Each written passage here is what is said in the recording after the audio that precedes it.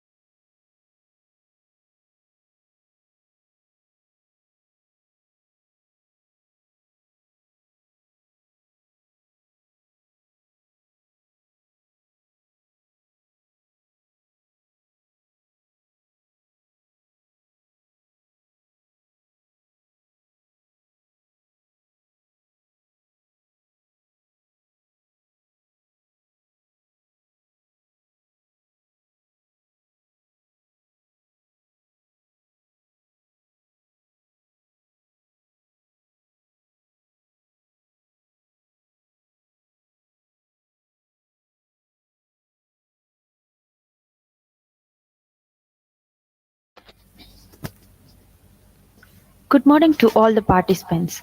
It is a great pleasure that we welcome you to the International One Week Faculty Development Program on Deep Learning Technique for Social Media Analytics. This collaborative effort is proudly organized by the Department of Computer Application at Kongu Engineering College, Perandurai, Tamil Nadu, India, in partnership with the College of Computing and Information Science at the University of Technology and Applied Science in Ibri, Oman. This program holds the promise of being an enriching experience, gathering esteemed faculty and researchers around the world to explore the latest advancement in this dynamic field. We extend our warmest greeting to our esteemed research person, dedicated organizing team, distinguished faculties and researchers, where every moment begins with the open arm and endless possibilities. For those who may not know me, I'm Kirtana Pachamuthu, pursuing my first year MCA degree from Kongu Engineering College. I'm thrilled to be facilitating today's session. I would like to extend a warm welcome to all the faculty members joining us today. Thank you for taking the time to invest in your professional development. Today's session is tailored to focus on real time Twitter data analytics using hybrid models. We have the privilege of hosting an exceptional speaker who will share invaluable insight with us. Without further ado, let me introduce our esteemed speaker for today's session. Today, we are honored to have Vignesh Prabhu sir, software senior software engineer and data architect at Robert Bosch Software Technologies, Tamil Nadu, India, hosting our session. Welcome you, sir. Vignesh Prabhu sir, being an wealth of experience and expertise to our virtual podium. As a senior software engineer and data architect at Robert Bosch Software Technology, he worked on cutting-edge projects that leverage artificial intelligence, blockchain, and IoT technologies. He designed, developed, and modeled algorithms and solutions for various domains and challenges, such as edge computing, quantum computing, and automation. I encourage each of you to actively engage and ask questions and benefit from the wisdom from one of the foremost authority in this field. Now, I request Vikresh Prabhu sir to lead today's session. Thank you, Kirtana, for your introduction. So, as Kirtana said, so I'm Vignesh Prabhu here. So, senior software engineer and data architect at Robert Bosch. So, wherein I have around 5+ years of experience in the domain of AI, big data, and cloud. So, here I'll quickly share my screen.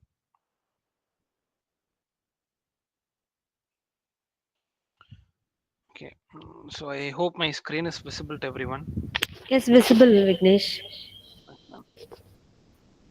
So with the concept of NLP, so I will take you into a deep dive. So what is called as an NLP, why this NLP comes into a main role, and followed by that I will also take you with some of the basics terminologies and that we should be focusing on while concentrating any NLP algorithms with respect to Twitter data. That is irrespective of Twitter data, it is like common functionality and common terminologies and also common methods that can be applied to the data. And next to this we can also see in specific like how we will be handling a Twitter data, and that is the available data which we'll be used for which we'll use for training. And finally we will also see a web scraper tool, that is we can fetch the data from the Twitter using the real-time analytics, and how we can infer over the data with the real-time analytics. So this, I hope my agenda is clear to everyone, like how the progress will be there and how we are going to progress further. So I'll also quickly start from this basics, I'll just give an introductory regarding these techniques and terminologies that what we will be discussing or what we will be working on in a practical way. So it is not like not only with respect to a theory, it will be like how it will be implemented in a coding structure. So we basically we understand these terminologies while working with any sort of data. We will follow the procedures and steps that we are involved, so that it will be helpful for us in proceeding further and further. So also these in the recent trends, I hope everyone will be aware of this Gen AI tools as well. So like Chat GPT, Gemini, and everything. So for these tools also, we will be following these basic structures and basic terminologies to focus on the high-end models that has been pre-trained, and also to get the real-time analytics with the help of these Gen AI tools as well. So this will be like an basic and an overview, like how uh, while approaching an algorithm, how we should approach and how we should be taking up to the next stages, and how we should make the analytics out of it. So let me start from these basic steps, that is the terminologies in the NLP. So maybe I can share my whiteboard.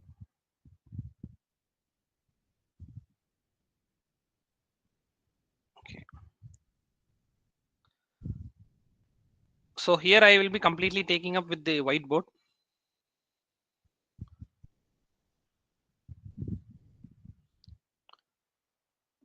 Okay. So to the starting point, what are the steps? So basically, as an NLP, we will be doing this natural language processing, wherein we will be having an textual input, or in terms of an voice or a speech input, so which can be converted to a machine language and machine understandable one. Followed by that, we can also take the vice versa conditions.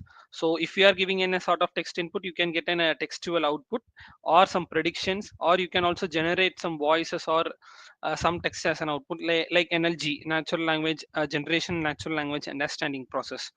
So next thing, what are the steps that we will be basically, is there any doubt?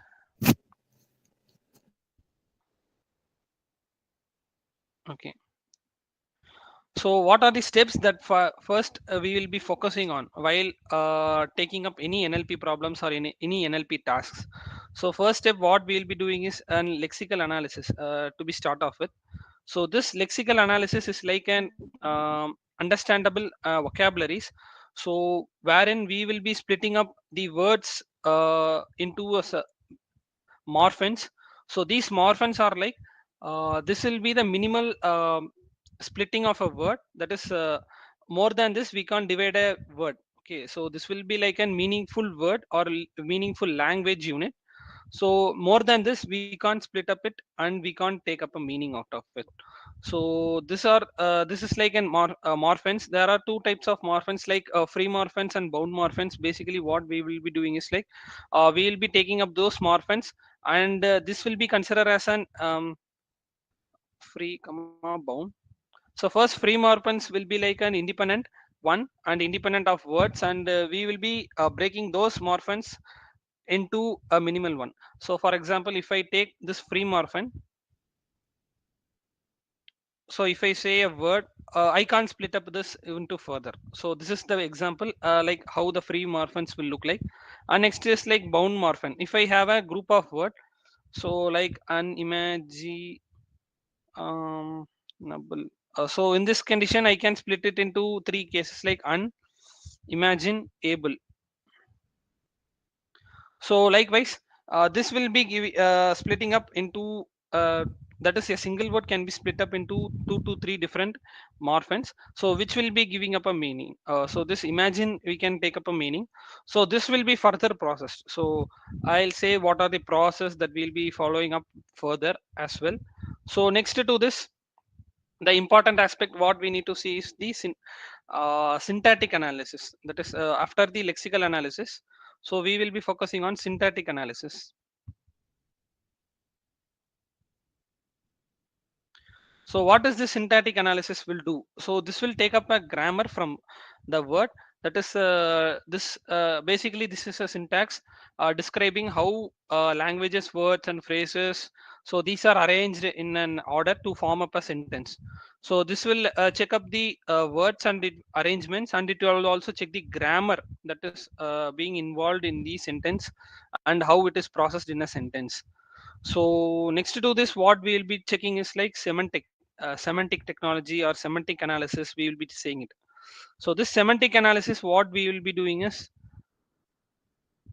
in this semantic analysis, we will try to find out or figure out the meaning of words or phrases in meaning of a word in a phrase, in a sentence or in a paragraph. So this will help us in understanding the literal, that is the literal meaning, and the individual meanings out of a sentence that we have. So here till now I will be saying a sentence, but in general we have some terminologies to be followed for describing these words as well. So let us also see these terminologies in further. So this semantic analysis help us in identifying the meaning, and it will help us to get the meaning of a words and meaning of these sentences that we are trying to follow. So next is the discourse integration, and finally we have pragmatic analysis. So this discourse integration will help us in identifying a communication between two or more individual words.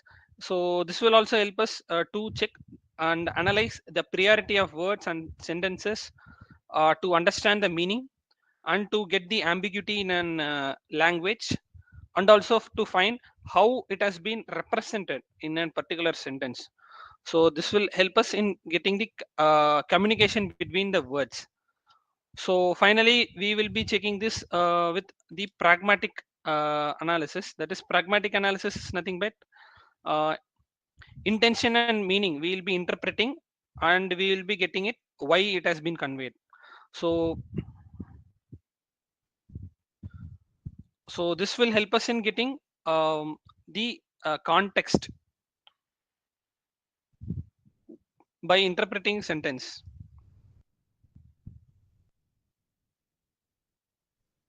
So basically each and every analysis has an unique feature. So this methods will be followed in the basic steps. So we will call it as a steps that we'll be following in an NLP process. So first thing, once after this lexical analysis that we have done, so we will be checking with the syntactic, basically grammar, and next is the grammar. Next is we will be identifying meaning. Next finally, next we will be identifying communication, and finally we will be interpreting. So this is how it will be following up. So next thing, what we will be doing is like, once after this is done, okay, so these are my steps and these are the steps that I will be checking out. And once after these steps are done, what we will be doing is, here comes the first process, that is the process that we are going to follow right now. And before to this, maybe I can also say the terminologies that we will be following basically. So here in an NLP process, we will be calling the words into, that is we will be having words like corpus, and we'll be having documents, vocabulary, sentence, and words. So what are these all about? So you can see, um, corpus, documents,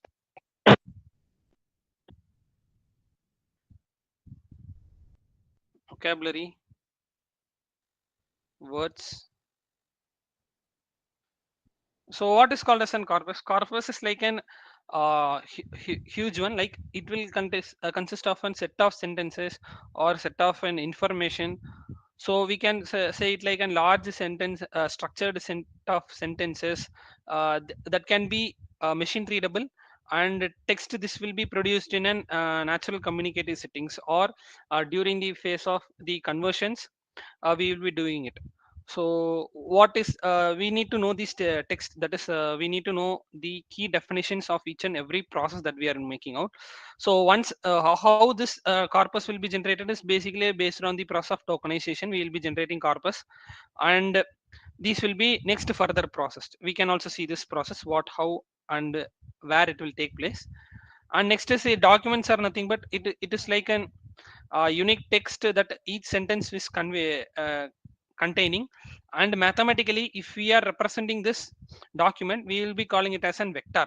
So basically vectorization is a process which we will be mathematically representing. So where this vector comes is nothing but from the documents. Documents are like an unique text in a sentence, okay. So basically you can say like sentence is a larger one, and this sentence, from the sentence we are getting the documents, and mathematical representation of the documents will be in terms of an vectors. Next is like vocabulary. Vocabulary is like each and every words that are being involved in this corpus. So is corpus is like, as I said, it is a group of sentences. So vocabulary we will take and we will find out unique words. And this difference between these documents and vocabulary are like, in the vocabularies we will be taking up unique words in an corpus and we will be identifying, whereas in this documents we will be taking up this sentence, a particular sentence, and we will be identifying and text in this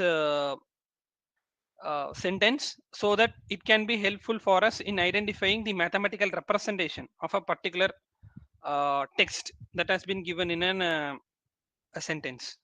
So this is how these process will come on. And next, okay, we have seen the basic terminology. So these are the terminologies.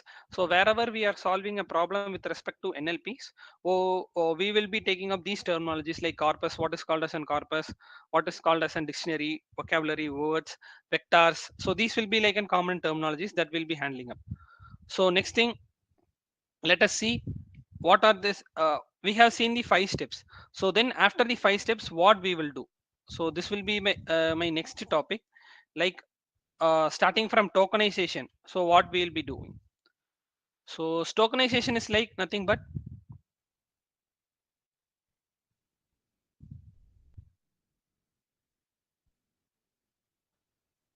so tokenization is nothing but it is like a process, so which will, it is an essential one to break strings of words into an semantic useful units called token. So it is like, as I said earlier, in the semantic analysis we will be doing the meaning. So this analysis will be done, and from that semantic analysis we will be generating the tokens. So the process of generating the token is called as an tokenization. So once after this tokenization is done, so this tokens, how it will be separated. So word tokens can be separated by using a blank spaces, and we'll be taking up some stop words from a sentence, so which will help us also in splitting up the tokens. And this tokens will be get generated. So next, after this tokens has been generated, what we'll be doing is the POS tagging. That is, we'll call it as POS tagging. The process is nothing but it is called as in parts of speech tagging. So this will help us in adding a parts of speech, that is like in how the sentence is being conveyed, like it is an active phrase or passive sentence, or how the meaning of the context is being set up. So every parts of speech taggings will be happening, and we'll adding it to the tokens within a text. So common POS taggings, what we'll identify is like verb, noun, adjectives, adverbs, everything. So next, it also helps us in identifying the relationship between words and understand meaning of a sentence. So out of this, we'll be identifying this POS tagging and we'll be getting the tokens ready. So next stage, what we will be doing is like, we will be taking up the dependency phrasing and the constituency phrasing. So what is called dependency phrasing and constituency phrasing.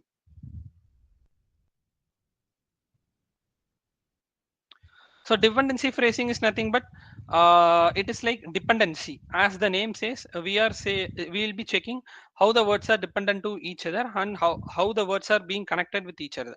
So out of this, we will be establishing the connectivity between the words. Sorry, and we will check how each and every words are getting connected, so that we can identify what is the structure and what is the output that we are trying to get it out.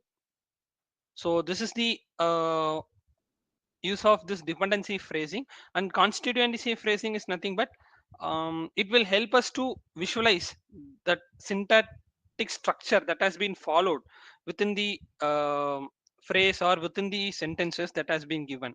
For example, as I said, syntactic analysis, we will be checking the grammar. So this is the process that will be done with the help of this constituency phrasing. So it helps us in visualizing the grammar structure and phrases that has been inside the sentence, which has been identified by our techniques that we are following up.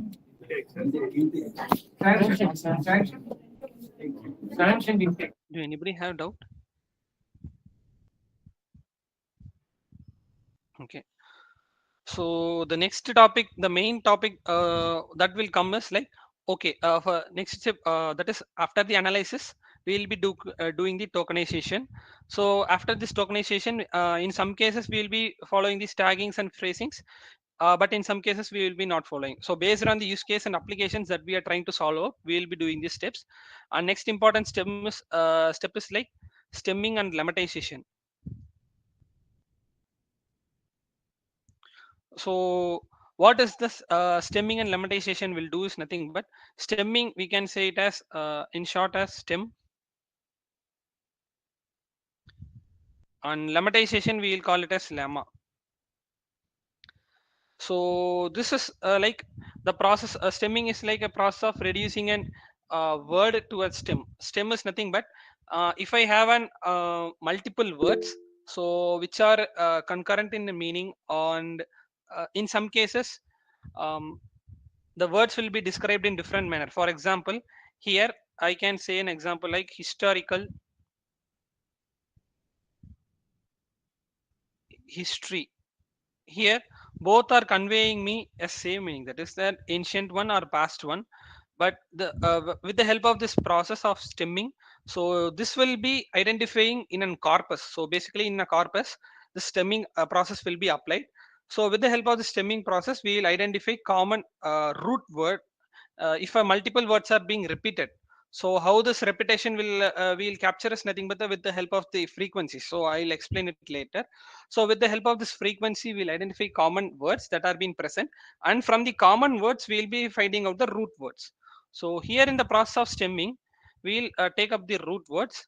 So this root words may or may not convey a meaningful meaning. So it may not have a meaning. So in some cases it may give a proper meaning, in some cases it doesn't give me a proper meaning. So that's the process of stemming. And what is the here in this case, it will be called as history. So this is how it will be conveying me a root word, that is after the process of stemming. So here due to this process of stemming, there are some drawbacks like in some cases it won't be giving me a proper meaning. um, so where these stemming process are applied as basically in the um, spam classification, sentimental analysis. So in these areas we will be applying this stemming process and we will be taking out the root words. So next process is the lemmatization. So in the process of lemmatization, it will be giving me a meaningful words. So this will overcome me the drawbacks that I have in this process stemming. So this will give me a root word, sorry, the same procedure it will also take place. So if I have a multiple words which are giving me a common context or common meaning, so how we are identifying the meanings based on this semantic analysis, we will be identifying the meaning in the words. So after this is done, we will be taking up each and every words with the tokens, and we will be finding out the frequency of occurrence. Then finally we will be taking up the process of lemmatization, and we will be taking up what is the root word that has been present. But in the process of lemmatization, this will give me a meaningful root word. So this is the difference. And it also takes me more time, because it will be finding out in two different conditions. Like it will be checking with the stop words, and it will be checking with the base words, and it will also check with the meanings, that is from the dictionary it will also find out the meaning, and it will be giving me a final word, that is how the meaningful words has been conveyed, and how a meaningful root word has been generated. So this is how the process of stemming will happen. So this will be applied in a process like this also will be applied in a sentimental analysis, movie review system, recommendation systems, etc. So next what we will be doing is like a word sense disambiguation. So this is like a process which will be taking so different meanings will be there for a particular word and for a particular context.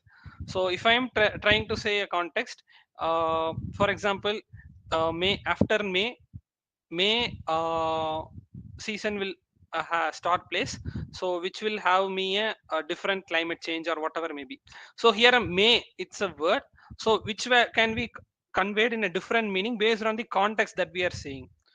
So likewise, this disambiguations will be taken care with the help of this word sense disambiguation process. So next to this word sense disambiguation process, we will be going with the steps like what are the basic feature extraction steps. So till here, if you have any doubts, that is, these are steps like I am taking a text and I am doing the analysis for a particular sentence. Maybe I can say it as a sentence or a paragraph. Okay, so for this sentence and paragraphs, we are making some analysis like whatever I have said, like lexical, syntactics, semantic, discourse, pragmatic. So after the analysis, we are taking the tokens. So tokens are getting generated. So once the tokens are getting generated, for each and every token, we are identifying like in a particular group of tokens for a particular sentence. For example, if a sentence one contains a five different tokens, for five different tokens we are applying this stemming and lemmatization. Based on the frequency, we are identifying the root words. So till here the process is done. If you have any questions still here, you can ask me.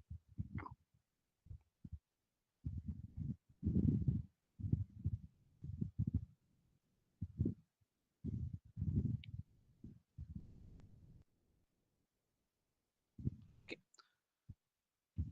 So maybe I'll consider silence as no questions. So maybe next I'll take up with you with the feature extraction method. So these are the main or key areas we can say. So how we will be extracting a features, sorry, so how we will be extracting the features from the words and the tokens that we have. So basically right now we have the tokens generated. So first step, what we will be doing for this feature extraction is the one hot encoding. One hot encoding. So with the help, we have four different steps for feature, sorry, four feature extraction methods. So first will be like one hot encoding. Next is the back of words, sorry, back of words. Next is TF-IDF and word to vector.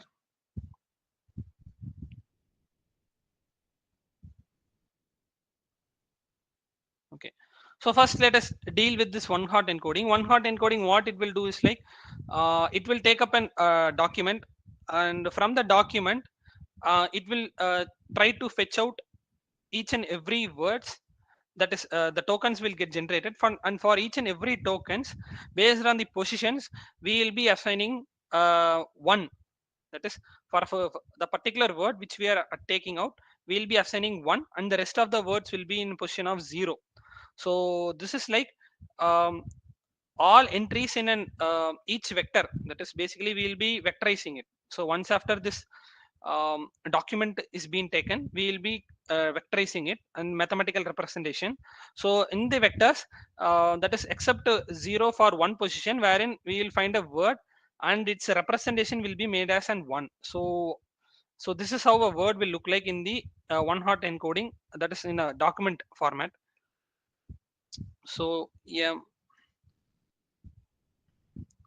man eats food.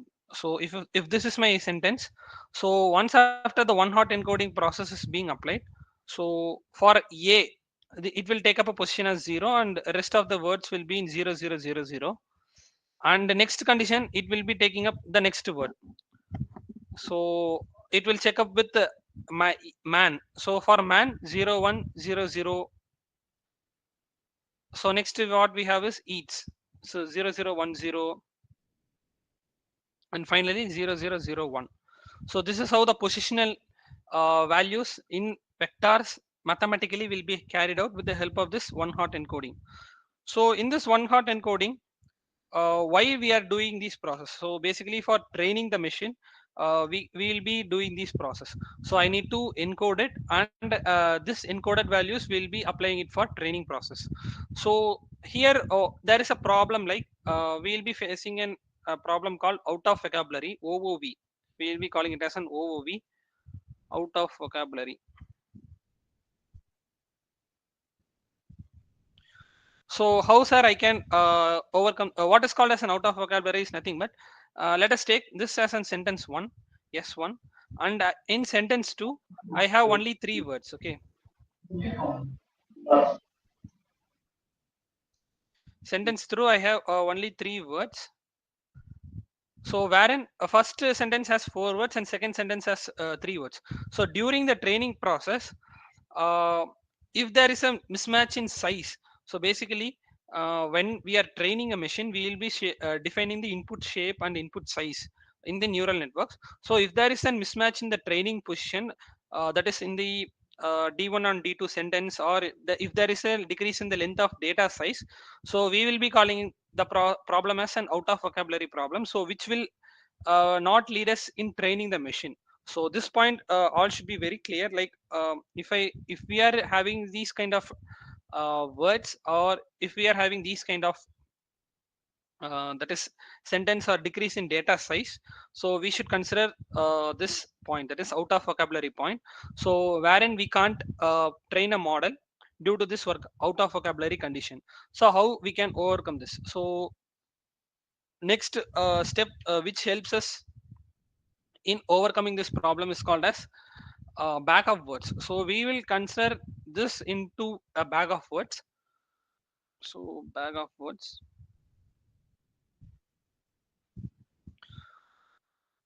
So how this will process? So how bag of words can be taken is basically we will be applying first stop removal of stop words as the step one. So once after the stop words is being removed, so we will check order of features, and it is based on frequency size. So frequency size, I'll tell you the next step how we will take up the frequencies. So with the help of this TF-IDF, we will be identifying frequency. I'll say how we will be processing it. So in this case, if there is a same frequency size, then order of alphabets will be taken. So in this case, how we will be overcoming this out of vocabulary problem is like we will be taking up the semantic meaning, and wherein in the first case if the semantic meaning is not captured, we will be taking up a process called engrams. So engrams are nothing but how sequentially I should capture, or I should consider the word groups. For example, let us take this first sentence. So here you can see a man eats food. So I can set up an ngram value, that is either bigram or trigram. So wherein if in case of bigrams, it will consider 2 to 3 words. So likewise, so 2 to 3 words will be considered, and this also helps us in taking out the semantic meaning of a particular word or a particular document, I can say. In the document it will be like a continuous sequence of words or symbols or tokens taken in a document. So this will take up in a pair of words to be taken, and it will generate me an n-gram pairs. So n-gram pairs, as I said, so if I consider this in terms of an n-grams, so for s1 and s2, if I apply bigram, it will take up 2 words, that is a man eats food. So likewise it will be taking till the last word. So this is called bigram. So in this case, like for a bigram, if I have 3 words, so it will be taking up 2 bigrams, and these 2 bigrams will be taken up, and it will be finding out the semantic meaning, and it will capture the semantic meaning that has been present in a document. So this is how this process, that is we will be overcoming this overview problems here. So next step that is involved is to identify the frequency. So this frequency identification is the main, or I can say it as an important step, that is TF-IDF.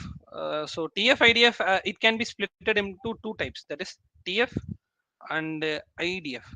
So first part, that is TF, will focus on finding out frequency of words, and next part, that is IDF, will be helpful in identifying the importance of a word.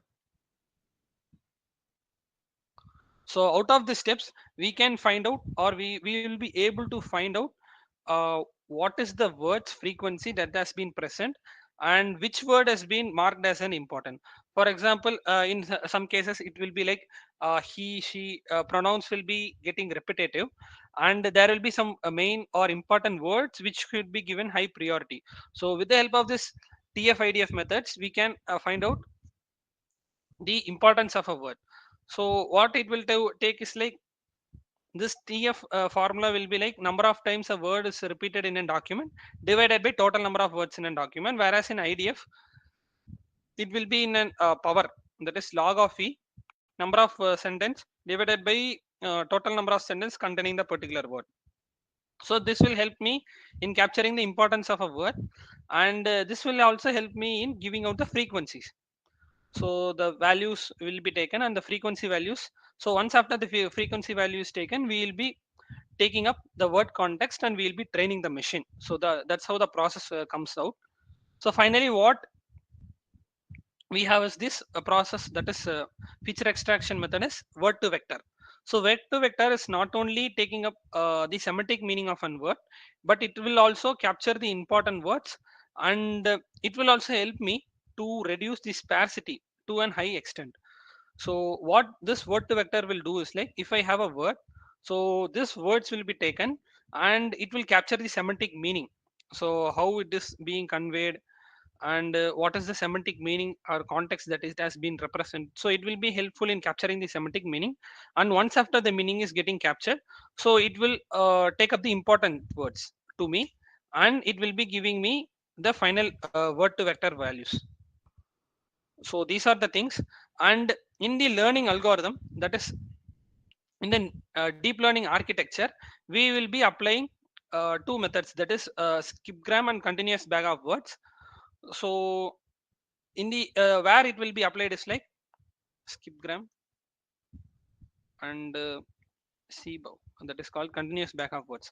So where these methods will be applied, so in the hidden layers we will be defining a number of layers. So in the first layer it will be like an embedding layer. In the second layer it can be like convolution 1D, or it can be an LSTM layer. So next to this, if we are developing some hybrid models, so in these techniques or in these methods we can apply an intermediate architecture, that is methods that can be applied to an architecture. So first method will be like an skipgram.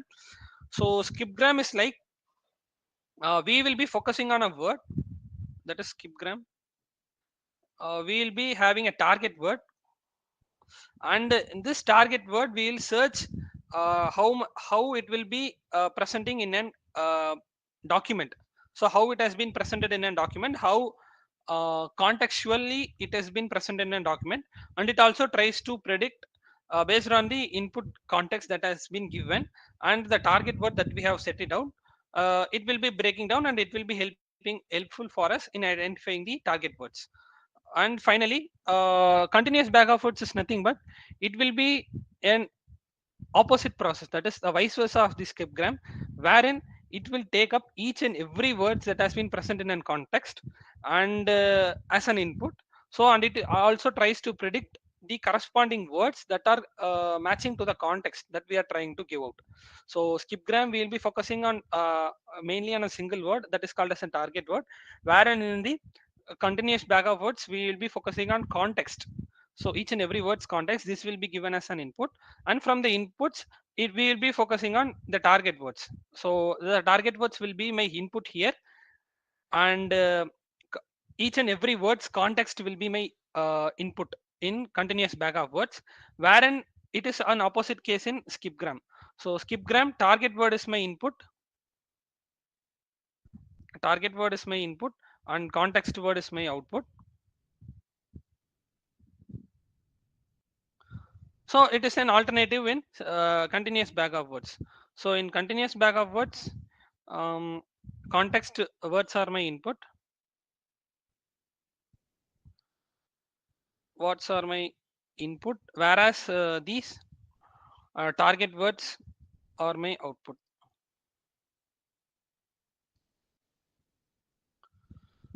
So these are the conditions, but we have a disadvantages here. So if we have an combined word phrases, so this will be fail to identify if there is any combined words and phrases that has been present. So with the help of this context, we will also be able to identify what are the words, what are the process that has been involved, and what are the methods that can be applied. So if you have any doubts still here, you can ask me. So these are the basic process and procedures and methodologies that we'll be focusing on.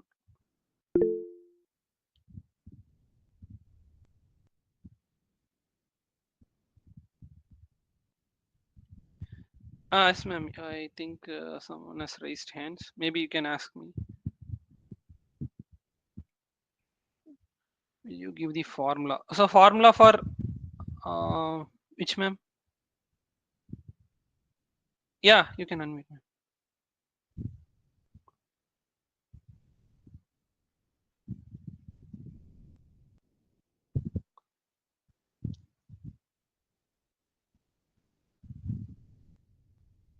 Maybe okay. Formula for IDF. So inverse document frequency is nothing but a log of E.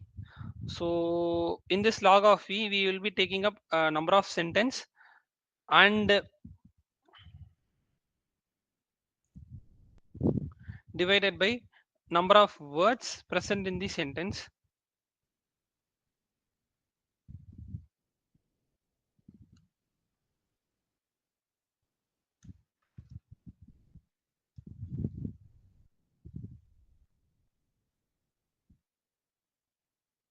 and document, I can say.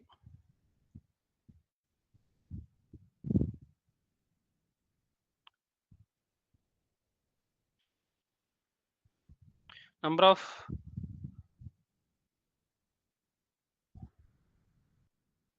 sorry, I can say it in terms of sentence as well. So number of sentence divided by number of sentence. Uh,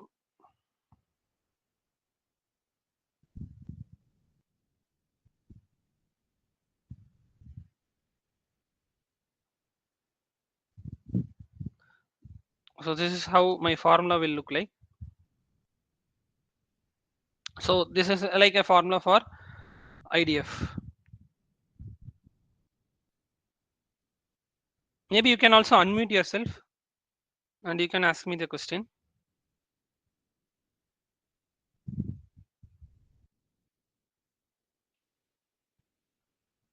Okay, ma'am. So maybe you can post your question in the chat box.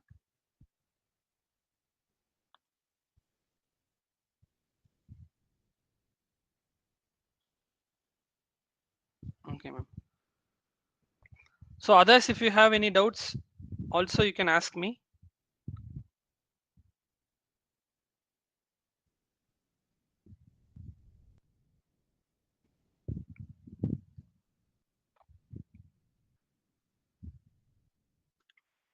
So okay. So next is like I'll be taking you all through the libraries.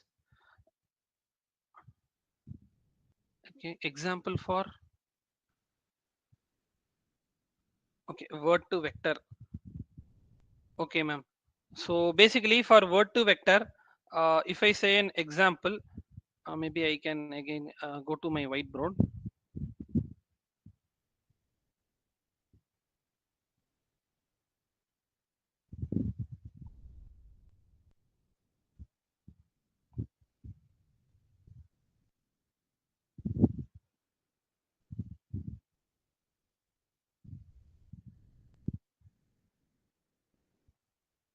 So here,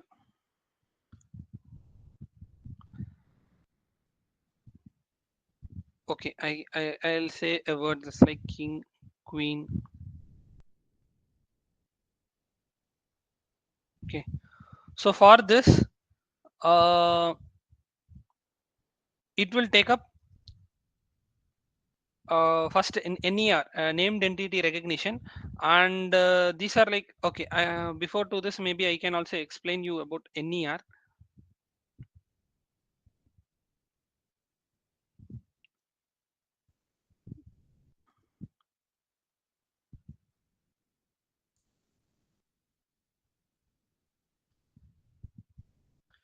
So what this NER will do is like In this process of ner, we will check if there is any named entities that has been present in a word, or that has been present in a sentence or not. So we will check up if there is any name. For example, if I give a name like Delhi is a hot city,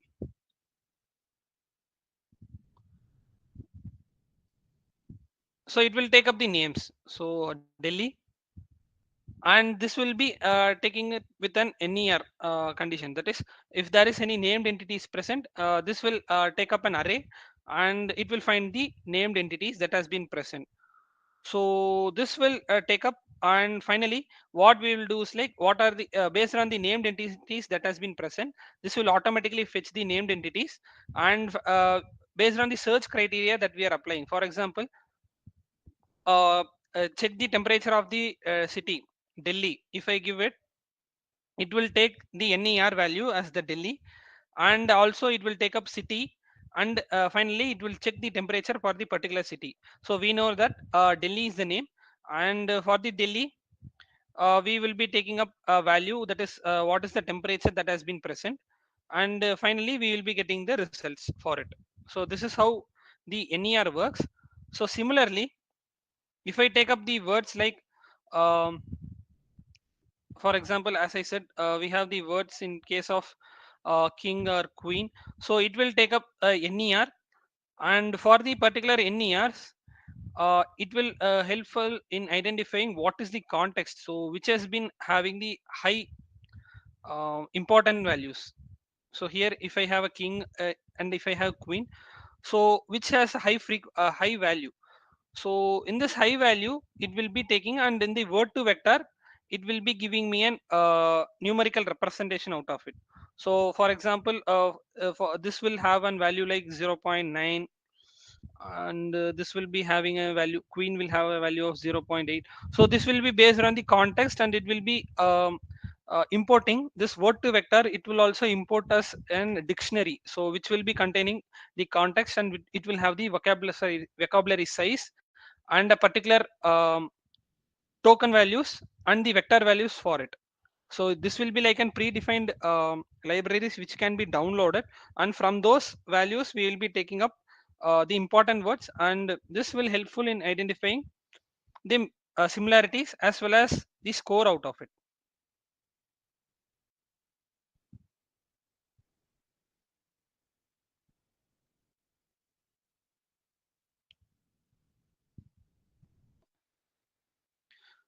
Noun, naming words, if you are saying like in terms of names, it will be taking up, ma'am.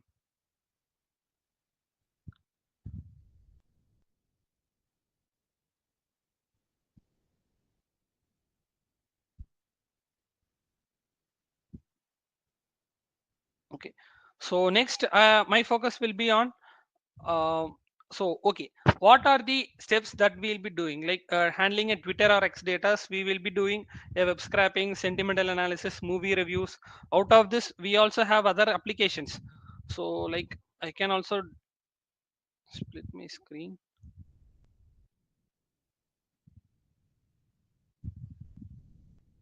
So out of these applications, what else other applications that we can do out? So Twitter data, so handling Twitter data, we can also check with product usage, and basically sentimental analysis we will do. Next to movie reviews.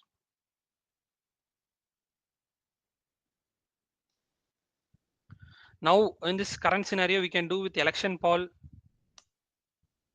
So sentimental analysis, with the help of sentimental analysis we can also make it some election polls, and um, recommendation systems.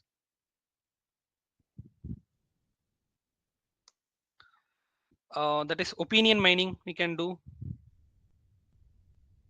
Next we can go with the knowledge graph. Sorry, knowledge graph. Next we can go with network graph. So there are a lot of options and lot of applications that can be developed with the help of some Twitter data, Twitter and X data. So here this network graph is like it will be identifying that is base or root cause of a particular context and how far the people are getting connected. So maybe in some cases that is multilingual handling data. So this network graph will helpful in identifying the relevant post and relevant context wherein this particular tweets has been erased. So there are a lot of applications, like as I discussed this sentimental analysis we basically do, that is for identifying positive, negative, that is neutral, and some other happy unhappy cases as well. So this sentimental analysis can be taken place at different applications and different environments.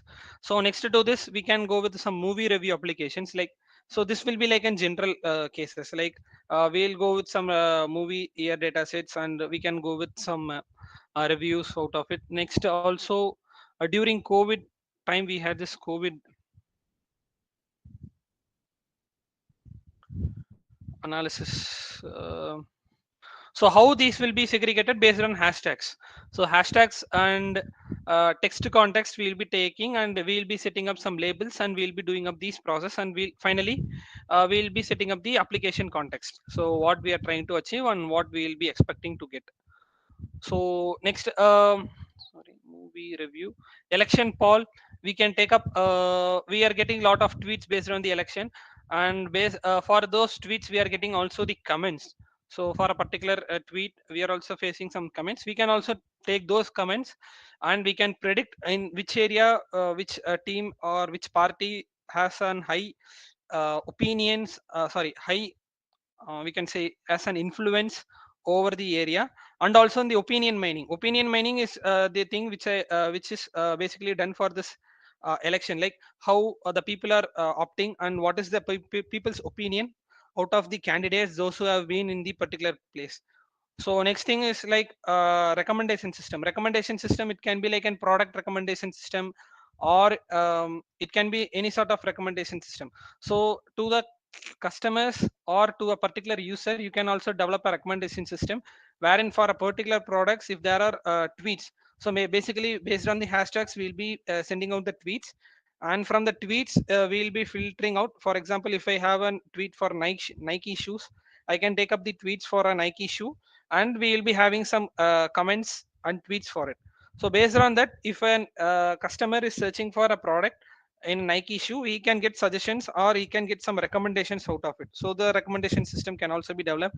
And finally, knowledge graph. So knowledge graph is like the area which we will be focusing on, taking up the inputs from the user based in terms of tweets, and next to this knowledge tweets, and we will be identifying the context that has been set up, and finally we will be getting this knowledge graph.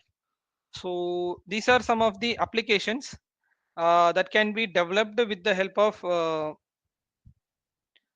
our that is basically with the help of this Twitter data we can go with kind of applications, and we can also develop some routing algorithms as well. So these are like based on the use cases we can develop. So next thing, what are the libraries that we will be focusing on? So next, after the break, I'll have a demo, like practical hands-on. So wherein I'll be explaining you how we have taken the data and how the model has been trained. So with the help of textual input and tweets, we'll be getting at the inputs. And next to this, finally, what I'll focus on is like how a real-time tweet from our Twitter we can take out, and from the tweets how we can make the real-time analysis out of it with the help of the model that is available with us. So before to this, I'll also focus on the libraries that are commonly used. So here I have displayed some of the libraries like NLTK, Potter Stemmer, TextBlog, Spacey, Count Vectorizers. So so for this bag of words also we have the libraries, and count vectorizer is like it will be vectorizing the text in a document, and it will take the counts of token from the document. So this is a process like string document into vectors. So this is basically what the count vectorizers will be doing, and it will be taking out the count of the tokens. And next to this we have this Porter stemmer. Porter stemmer is for the stemming function that I have said earlier. And for lemmatization we have a library called wordnet lemmatizer. So note it, I'll let you know here. Wordnet lemmatizer. So this will be for the lemmatization process. And next to this we have word cloud. So word cloud.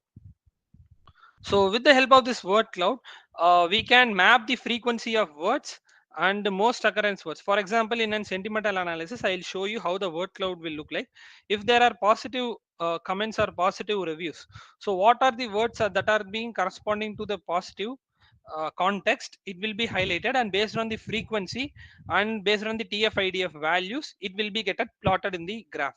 So this word cloud is for plotting the values and to have it in terms of a representation via graphically. So next to this, we also have other libraries like sorry, um, gensim. And next to this we have label encoder. So label encoder is nothing but in case of we have the label data, so we will be encoding this categorical values to a numerical value or a numerical form.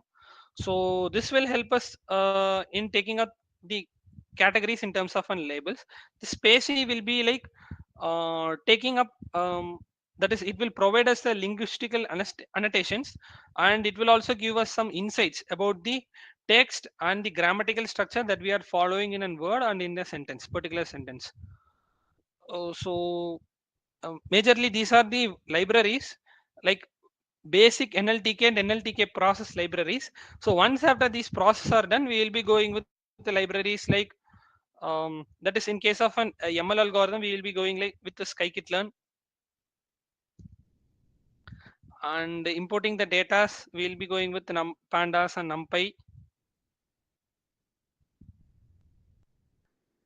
And in case of DL algorithms, we will be going with LSTMs, that is TensorFlow, or we can go with PyTorch with LSTM, GRU, and we can also go with con 1D and by LSTM,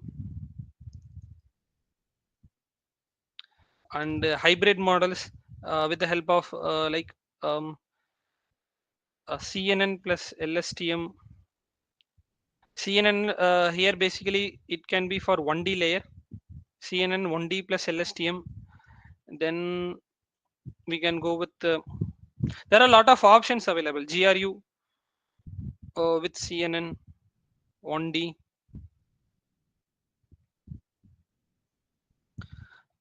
Before to this, I can also apply some optimizers like um, SGD. So maybe I'll copy this and I will place here and I'll explain.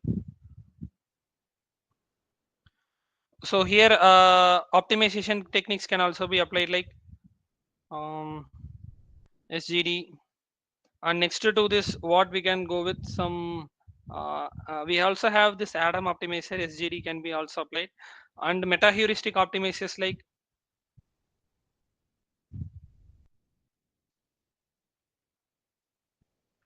meta heuristic are like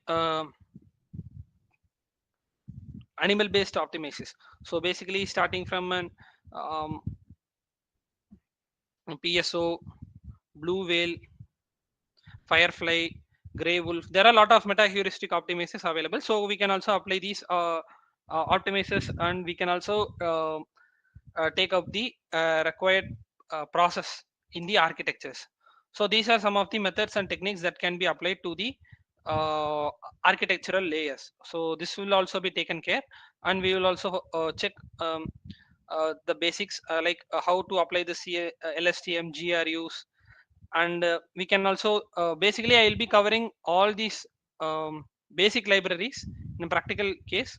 But in case of if we are developing some hybrid algorithms, or if we need to go with some novel algorithms to novel algorithms to have some unique and novelty in our process. So we can apply these optimizers as well. So optimization technique can be applied to an LSTM, and we can get the results like either I can go with some meta heuristic optimizers, or I can go with this SGD. And apart from this, we can also go with some hybrid algorithms like LSTM. That is deep learning algorithms can also be hybrided, followed by this machine learning can also be hybrided. Like I can hybrid with an SVM plus LSTM, etc. So these are like based on the project, that is use case that we are taking, and based on the project context that we are trying to set up. And also it depends upon the architecture layers that we are trying to take. So these are some of the features, and these are some of the important points that we should be focusing on while taking up or while setting up the architectures, and while defining the architectures to go with our use case and data. So maybe I can break for 15 minutes.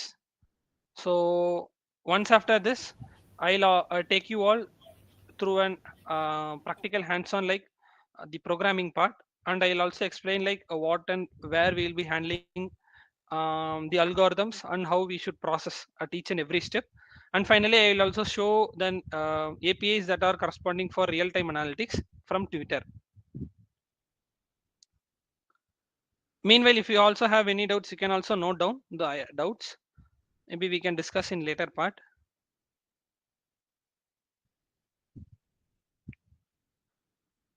Uh, ma'am, Painkudi ma'am. Start பண்ணு. Hello. Ma'am. We will have a break, ma. Okay, ma'am. Let's have a break and return back sharply at 11. 11:15, I guess. Return back in 11:15.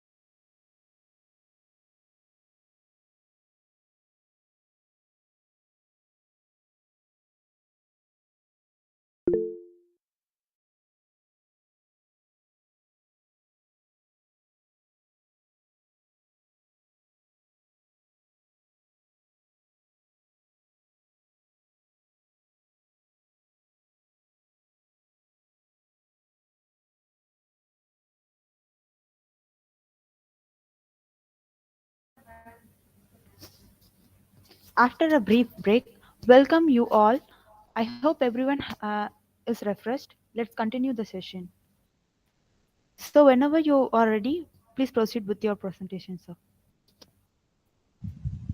Okay, Kitana, thank you. So maybe um, let us start now.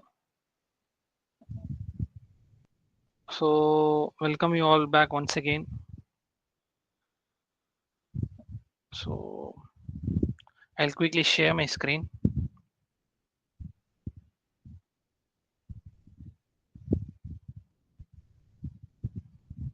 Actually, I'm in the process of preparing a Jamboard to you all, like to feel, to hear your mindset, like how you are feeling now. So is my screen visible to all? Yes. Okay. So okay. So let us start from a data set, that is a Twitter data set. So let me also have my libraries in parallel. So here we have a lot of libraries listed down, and lot of methods and techniques that can be applied to the architectures or to the algorithms or process that we are making out. So now I'll start from a basic step, that is predefined data set or a pre-taken data set. So this is like a data set which I have taken from a Kaggle source. So with the help of this Kaggle source data, I'll go with the first steps. So here we are applying some uh, that is taking out test and train data. So with the help of this test and train data, we are going out with the sentimental analysis that we are trying to make out. So from the sentimental analysis, we are taking out the counts, and we are finally making the predictions. So with this context, I'll start now. Uh,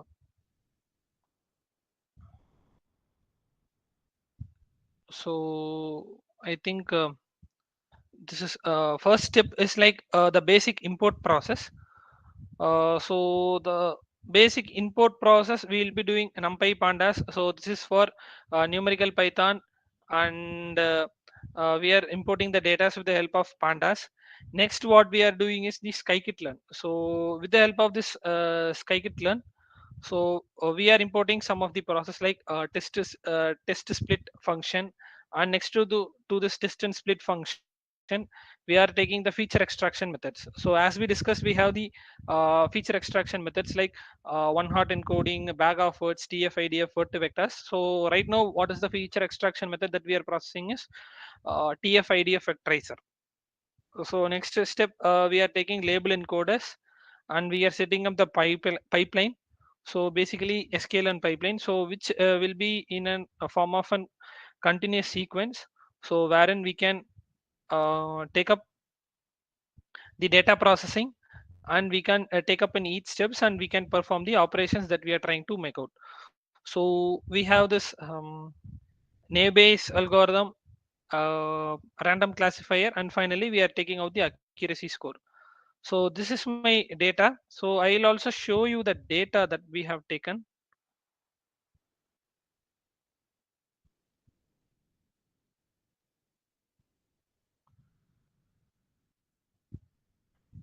So basically in any operation, so we will follow up either for a normal analysis we will follow up a two-step approach, and for real-time analysis we will follow up a three-step approach. So what are called this two-step and three-step approach are nothing but, so here a text id review, that is we have the labels as well, and we have the um, name entry and the review for it. So the name entries are for like an hardware entry. So for a particular hardware and particular feedback, we are getting it for an hardware. So and finally, also with respect to platforms, we are also getting it. So some of the basic Twitter, based on the hashtag values, we are taking out, and we are uh, forming the data set for it. So next I'll quickly also come into this coding. So here you can see first step, it's like an import process. So wherein we are importing the libraries and we are importing the functions for it, and we are taking up the data for first phase, that is training phase. And we here we will also do the split of a single data into two, and we'll do the train and test process.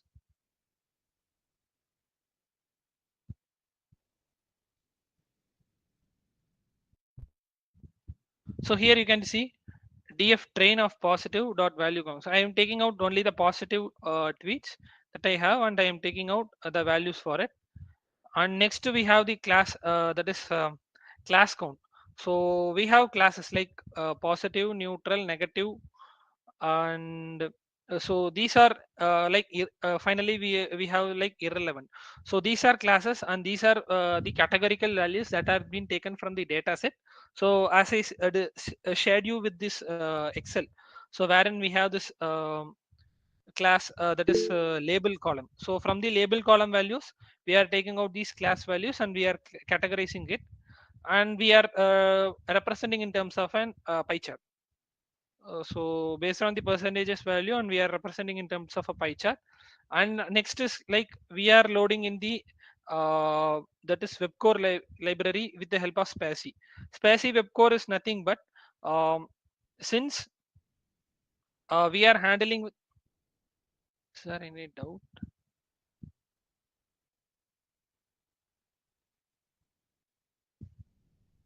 Okay. So basically the approaches that what we will follow is like um,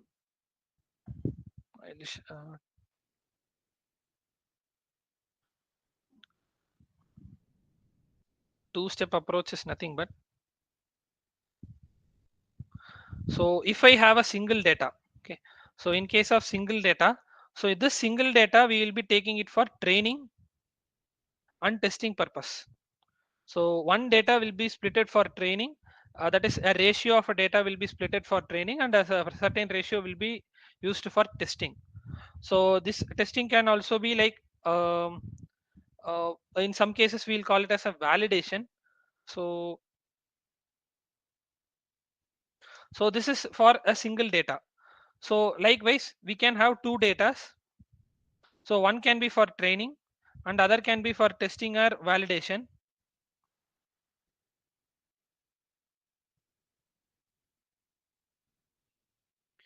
So finally for real time analytics, what we will be doing is like training. Next is what will be like validation. Next is inferencing. So training, what we will be doing is like we will be training the machine, and once after the training is done, we will be validating the machine whether the training has been done properly or not, and we will validate it. And once after the training is done, um, we will be taking up the trained model after validation, and finally we will be applying the real time values, and real time analytics will be done. So that is the process of inferencing. And in the inferencing we will be taking up a single tweet, or we will be taking up a set of values from any external sources, or if for our cases it is from a twitter data, right? So we will be taking up the twitter data, and tweets will be taken, and we will be getting the recommendations or reviews or whatever may be based on the application. So this is the three-step approach, that is like training, validation, and inferencing. Is this okay, ma'am, for you? I think this is clear, I guess. Okay.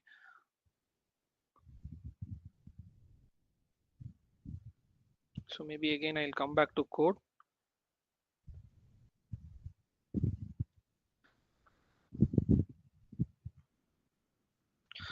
So here we have loaded this spaCy load.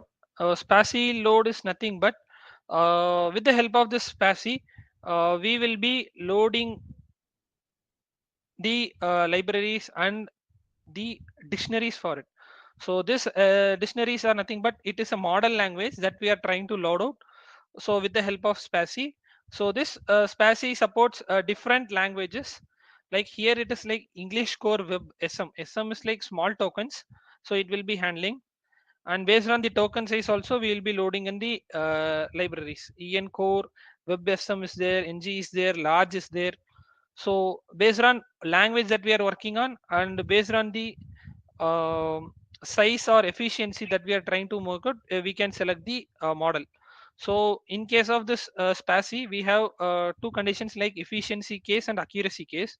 So in case of efficiency, I can go with SM. SM will be like smaller in size, and I can go with the language model for it. And in case of accuracy, I can go with like a SPACI load English core web TRF. Like TRF is like it will be larger in size and it will be giving me a better accuracy. So this is a model language that has been loaded with SPACI. So likewise, we also have in deep learning, we can also load the model languages and we can also process it. So here we will be doing these pre-processing steps, wherein we will be giving in the um, index for each and every split that we are making out, and we are also we'll also split up the conditions like uh, what is my label and what is my features that I am taking in for my machine.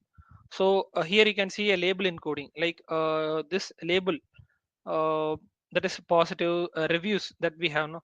So we have label and encoded it. So this will be in terms of a categorical number 0 1 2 3. So based on the number of labels that we have, we will be having this categories, and this text will be taken as an input. That is the features basically for training the machine. So here these are like some of the steps that we have discussed. So here it is like an index value and a column will be taken. We can check with some visualization of the columns. So here it is like a pipeline I have set up, and this is just to calculate the score. And this is like only a basic step, that is still the training process and training step. Here you can see I am taking a TF-ID of factorizer, and I have applied trigram here, and I have also applied random forest algorithm here. And based on random forest algorithm, I will be making some predictions and I will be getting the prediction score as well.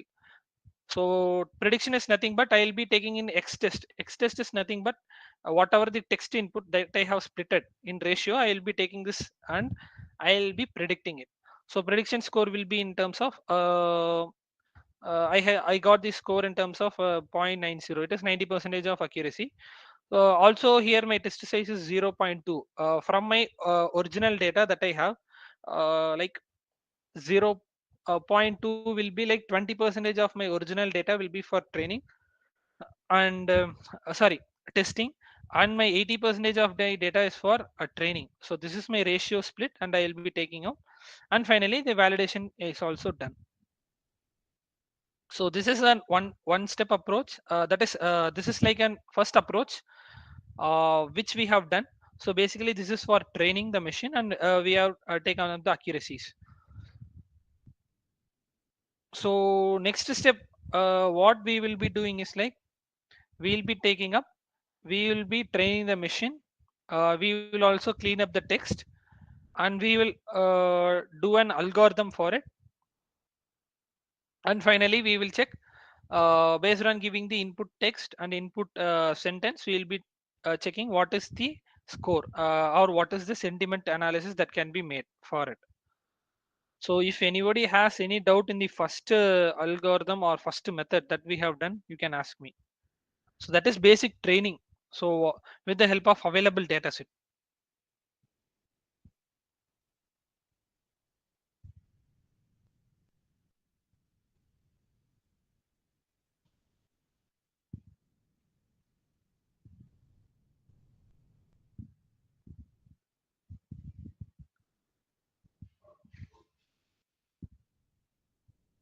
Okay. So maybe in this second step, that is second algorithm, I can say. So this is like I will be taking up the data the same way, like Twitter training and Twitter validation, and I will set up column names for each and every columns headers, basically in the first row, and I'll be taking the data for training and data for validation. So here we can see like what are the training data available and what are the validation data available. I can see, and I can also check the infos out of it. And here we are setting up training data sentiment distribution and validation data sentiment distribution. So this is how my data is consisting of. So out of my total data, 30% of data is for negative feedbacks or negative sentiments, and 27.9% is containing a positive sentiments. And next process, that is 24.5 percentage of my data is for neutral, and 17.4 is my irrelevant data. So here the first step what we have done is we have taken the sentiment data and sentiment counts, and here we have plotted an pie chart using library. And here if you need colors you can also give in colors, and if you doesn't need any color you can neglect it, so it will automatically fetch the colors. And we have plotted it, so the plot has been done. So I can also run and I can also show you how the process will happen. So here it is like this, and this is like bar chart. So that is these are like some of the representative methods that we are taking down. So next step is like, here we are converting each content to an array, that is to numpy arrays, and we are mapping it with the help of this label mapping. We are also mapping the labels, and we are giving the values. That is basically the process of label encoding we are done with the help of this label mapping technique. So you can see here converting the label values to a corresponding number. This can be done in this way, that is manual label mapping, or you can go with some label encoders which will automatically label you and convert the categorical values to a number. So here we are taking out the sentence and we are doing it. Next step is the uh, major step that we should focus on, like data pre-processing. So usually in any sort of application, so we will go with some data pre-processing techniques. So here in this case I guess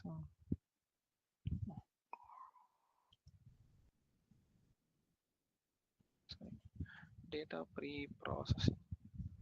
So, sir, you can ask me, sir, what are the data pre-processing techniques? So, let us start from the starting point. Like in a text context, we will have some emojis or we will have some hashtag values. So, in considering in terms of a tweet. So, first step, we will be removing those emojis. We will be removing the hashtags, everything. So, this will be like first step, that is data cleaning.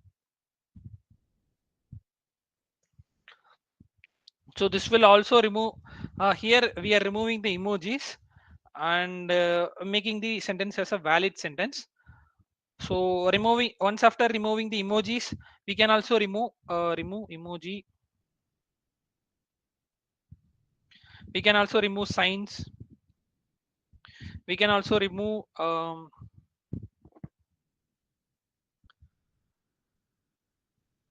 some other values, other ambiguous conditions values.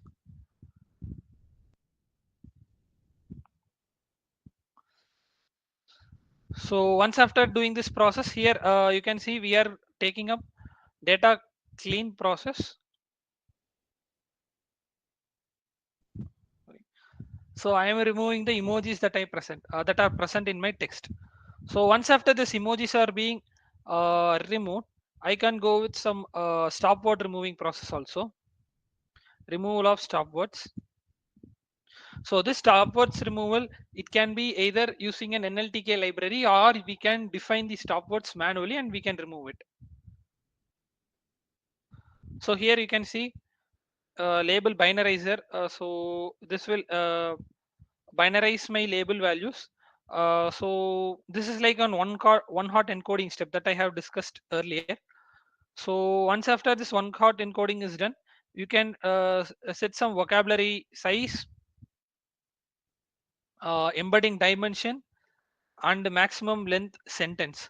So vocabulary size, uh, in recent times, if you are considering this Gen A applications, so we will be calling it as billions of tokens. So tokens that is to be processed. So we will be taking, and whereas in this vocabulary size, these are like an basic and pre building blocks which has been used. So this will be taking up the size that can be used for classification, like how many number of words to be learned and how many number of words to be processed. So next what we have is the embedding dimension. Then embedding dimension is like how much number of words to be taken uh, for neural network, and how much number of words to be processed. So this is like taking up a length of a single value vector and taking and achieving the process. So vocabulary size is like number of words that can be trained under a single instance, and embedding dimension is like a single value vector that can be used at a particular length. So next is the maximum length sentence, sentence length. You can also assign, like I can assign like 150, 200, 250, etc, etc.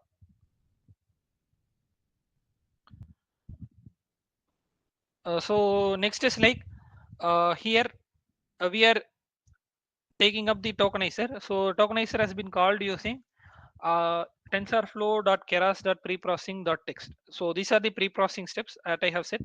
So I am taking up the tokenizer, and I have set up the tokenizer here.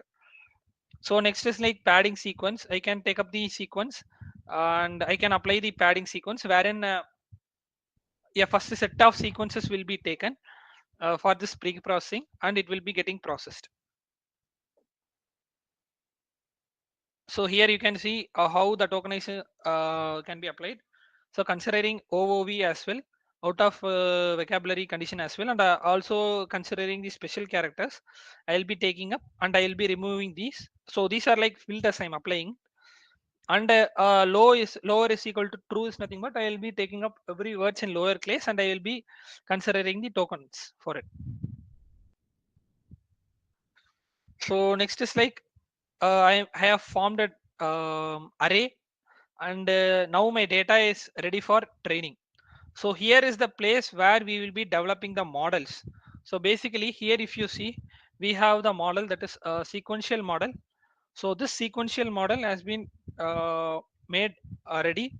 So first layer what it is doing is like we are considering sequential layer structure, and next to this we are having first layer as an embedding layer. So basically, while doing an NLP process, we will be considering this layer as an embedding layer.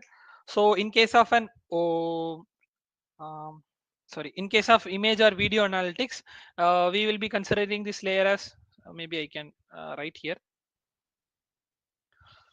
embedding for NLP. So if this is the case, like I need to go with any image or video analytics, this will be like convolution 2D layer. And in some cases like dense layer, it will be like for basic numerical processing we can take up. So based on the applications we can declare what is my first layer. So next to this, vocabulary size, embedding dimension, and input length. Input length are nothing but maximum number of inputs that we will be taking in as an input for the first layer. And next is the parameters, vocabulary size, that is 10,000 parameters that a single instance can be trained, and embedding dimension that I have also set up. So next is the flattened layer, dense layer, and finally we have the model compilation process, that is adding the layer, and finally we have define how the model should be compiled. So here the optimizer we are using is the Adam optimizer, and we are compiling it. And once after this is done, losses we are calculating categorical cross entropy loss, and accuracy we are taking out. So here once after this process is done, that is training is done, we will be getting the values, and finally you can see how the model loss and model accuracy has been taken. So maybe I can also run the steps for you all.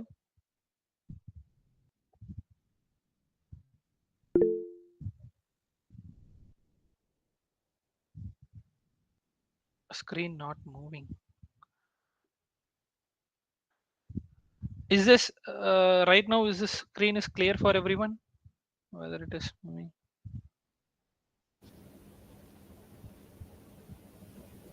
Yes, Vignesh. Clear. Yes.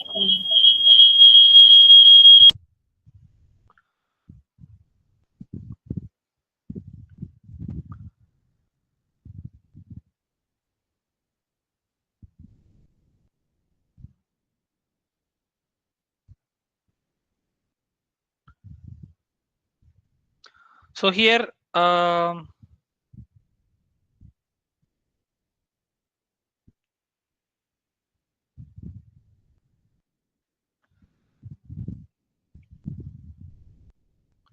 okay, from this step, I think I need to run.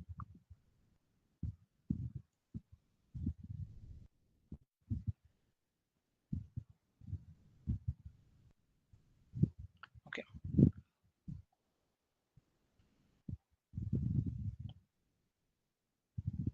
So now you can see here the process is running. That is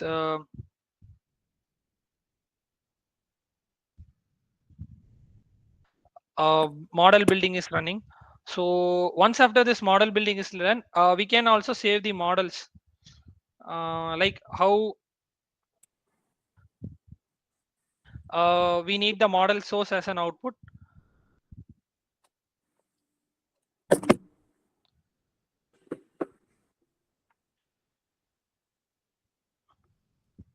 So here I have saved in terms of an .h5 file. So this will be like an keras file format. So which I have saved, and I can take this model file. And apart from this, we also have other models. So basically, while running an environment, we will be running in two cases. One is like either in terms of TensorFlow and keras, or in terms of PyTorch. So in TensorFlow and keras, we have different model file formats, like file formats, I can say. So you can see a model for called TensorFlow saved model.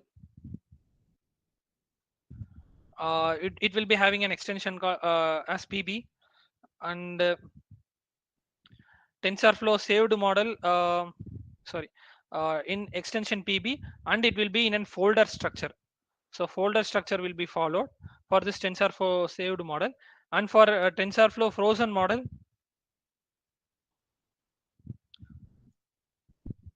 it is called as TensorFlow frozen graph. This will be in terms of .pb. So why these two? What is the difference between these two models? Are like TensorFlow saved model is like at the last instance, we will be saving the model, and we will be checking how that is a last iteration and the last epochs that the model is run. We will be saving the model, and we will be taking the model for getting the accuracies. Whereas in this TensorFlow frozen model, it is a single file, that is in terms of a .pb extension. So in this TensorFlow saved model, what are the other uses are like, it will have the weights and bias values, and it will have the checkpoint values, and followed by this saved model can be re-imported, and we can add additional layers to it, and we can also make a further analysis or further processing with the help of the saved model. Whereas this frozen graph, it is like a frozen graph, as the name says, it is a frozen one. So it will be in the that is final stage. Whatever we have done, it is called as a final stage, and in the final stage I need to save the model file with the attributes, like I can get some checkpoint values as well. And this frozen model cannot be edited or cannot be altered. Instead, this can be used in one layer. That is, hybrid models can be applied. First layer this can be used, and in the next layer we can go with other like either it can be a saved model, or I can define some model layers. Like I can define a sequential model, and I can define the number of layers apart from this. Whereas this cannot be edited, that is frozen model or frozen graph cannot be edited, whereas this saved model can be edited.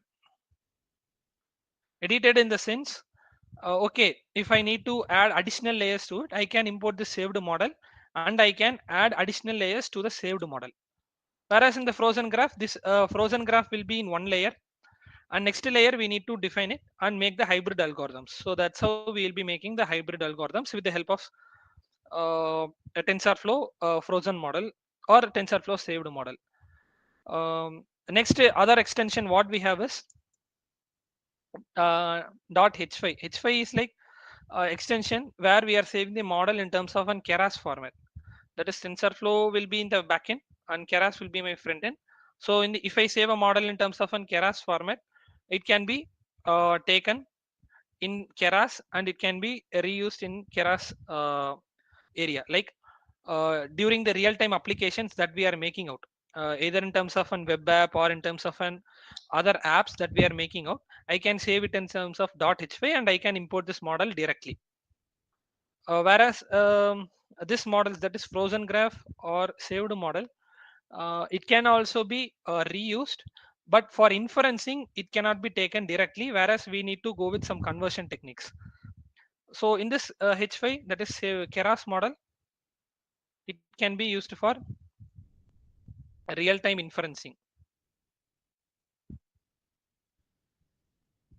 So whereas these models we should go, it cannot be used for real time inferencing, it should be converted to other formats for real time inferencing.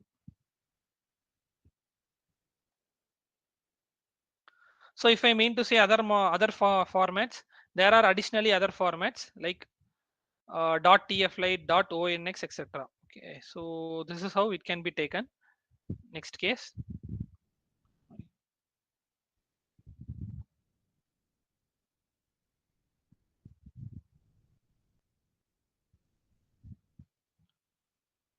Text. Okay. So what are the other formats that are available? As I said, ONNX, comma TF-lite. So ONNX and TF-lite, if I'm trying to make any mobile application, or in case of any application based on microcontrollers or hardwares, I can go with these two models. That is two model file formats. So for hardwares, these are model file formats. For web application, other format that we can also go with is like TensorFlow JS. This is also one type of extension which can be used, and we can save the model file and we can work on it. So these are some of the model file formats and the structures that can be followed. Okay. Now coming back to the code here again, I think epochs are running. So once the model is trained, I can also show you the graph that is being taken for this particular model. So this is one case, and here I have saved the model in terms of .h5. Here we can give our input text like very sweet person or something. I'll show you how the inferencing should happen. So the inferencing is nothing but we are giving in a real time input or real time data. Either this real time input can be from a Twitter source, or manually we can develop an web app and we can feed in our inputs and we can get the sentimental analysis for it. Right now this is for an sentimental analysis, but if we are developing a recommendation system, these are procedure remains the same, but the application and the data set for training alone varies. So that's how the process comes.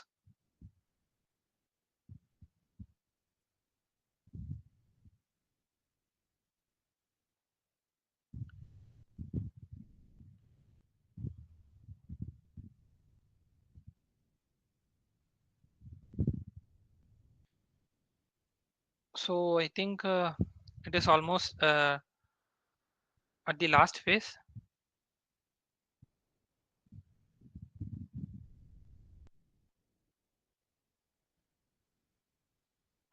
Okay, so it is running the last epoch.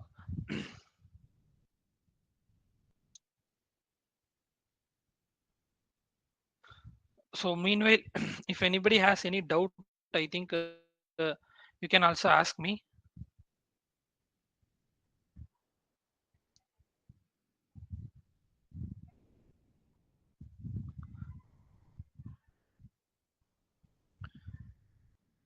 Yeah, I think someone has raised hands.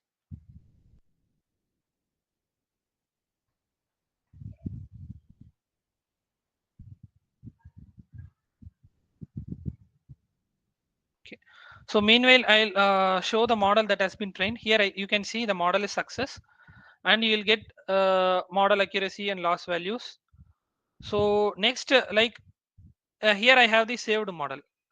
So model is my model gets saved, and we can test it like by giving in some sort of test cases. Like here I have given the test sentence, and for the test sentence that I have given, we can see here for three word I got the token values, and here you can also see for four words I got the token values. Sorry, it's a five word. My bad. So I got the token values. Next we can see the results for it.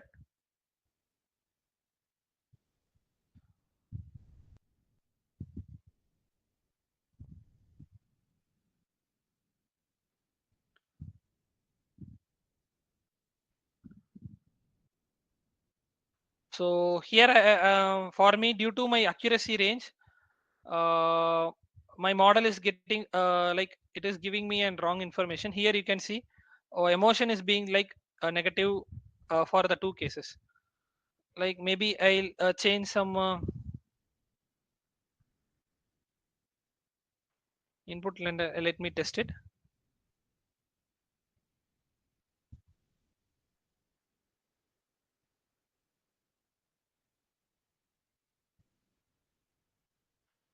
I think I have missed up step, I guess.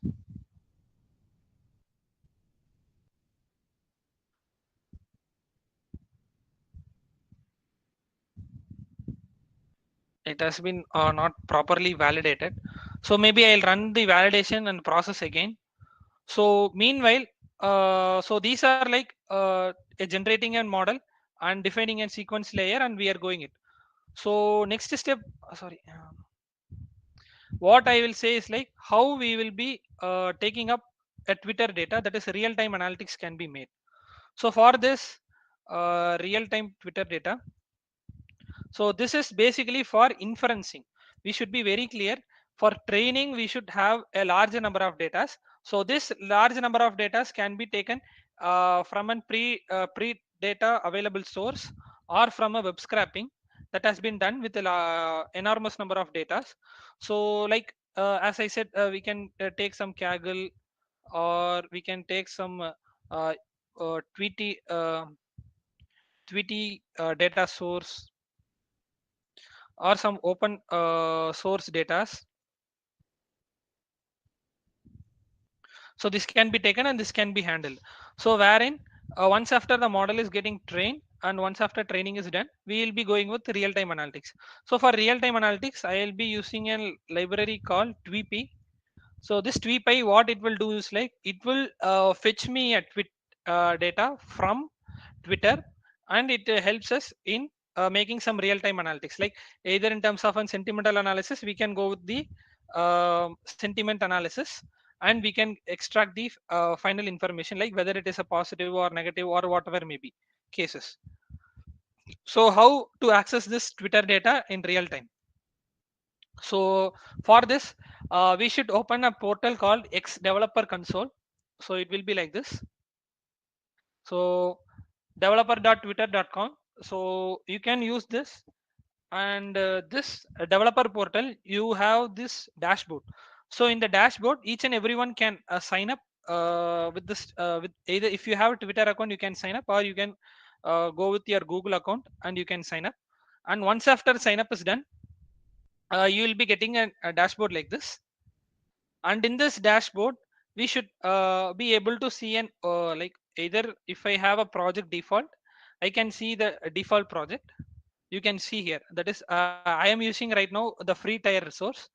So with this resource, I can have limited access only. You can see v 1.1 access only, limited v 1.1 access only.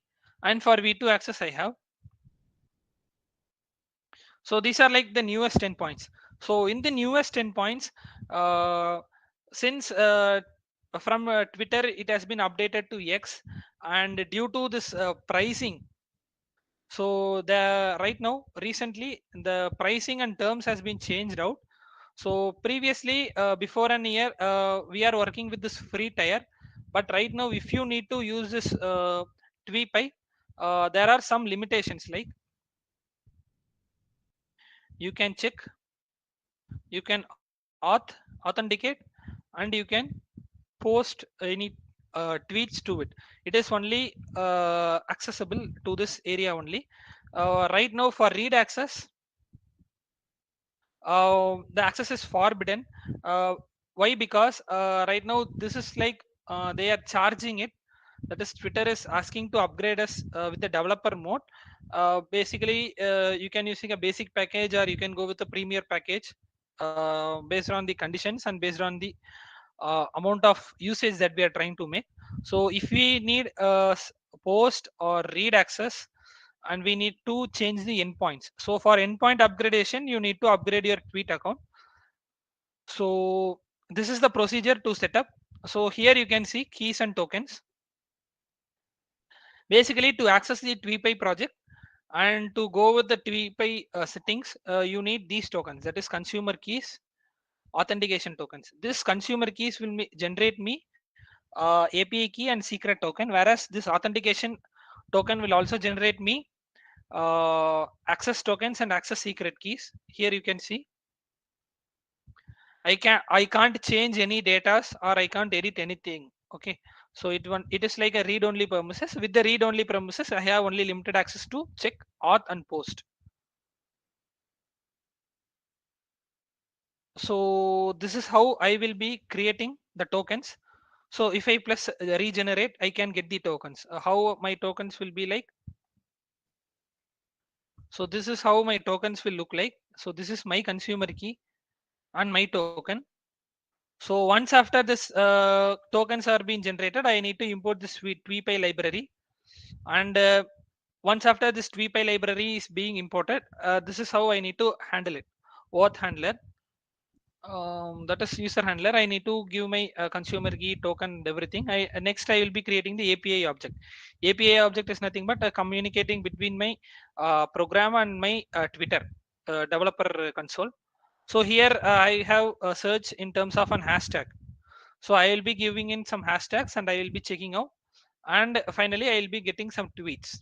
So due to this case forbidden, that is endpoint access, I need to update it. So to any package or any sources, so I haven't updated it, that's why I'm getting this forbidden error. So maybe if you are as a in a terms of a research perspective, or in terms of an uh, in, use case defined in terms of Twitter data, so you can get any subscription, or you can upgrade your account to next phase, that is basic package. Right now I'm using free package. You can update it to your basic package. In the basic package you can try to get out sorry that is endpoints, you can update it. So here it is only for media post and OAuth.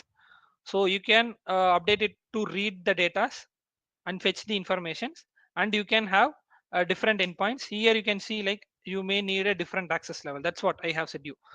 You need to upgrade your account, and wherein you will get the different access levels, and you can make the updates out of it. So this is one step, like using consumer keys and tokens. And the other algorithm is like, if I use the bearer token, I can write a query for it, whether I need a retweet, or I need a person name, and I can give a person name, and I can check whether it is a retweet or a tweet. Okay, so based on this I can search with the client search, and I can get the context. Here it will give me created at the time, that is when the tweet has been done, and what is the context that has been taken, and its annotation value. Okay, so this is how I'll be taking a tweet using, that is real time tweets using TweetPy, and I'll be using the tweets for my inferencing. Now I'll also show you an algorithm that I have worked on earlier. So wherein I had some real time tweets, and like this. I have the real time tweets, and I have also predicted the sentence what it is actually.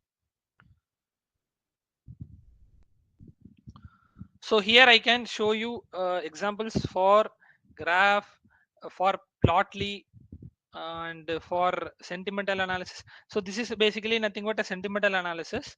So based on this data, is like an political data.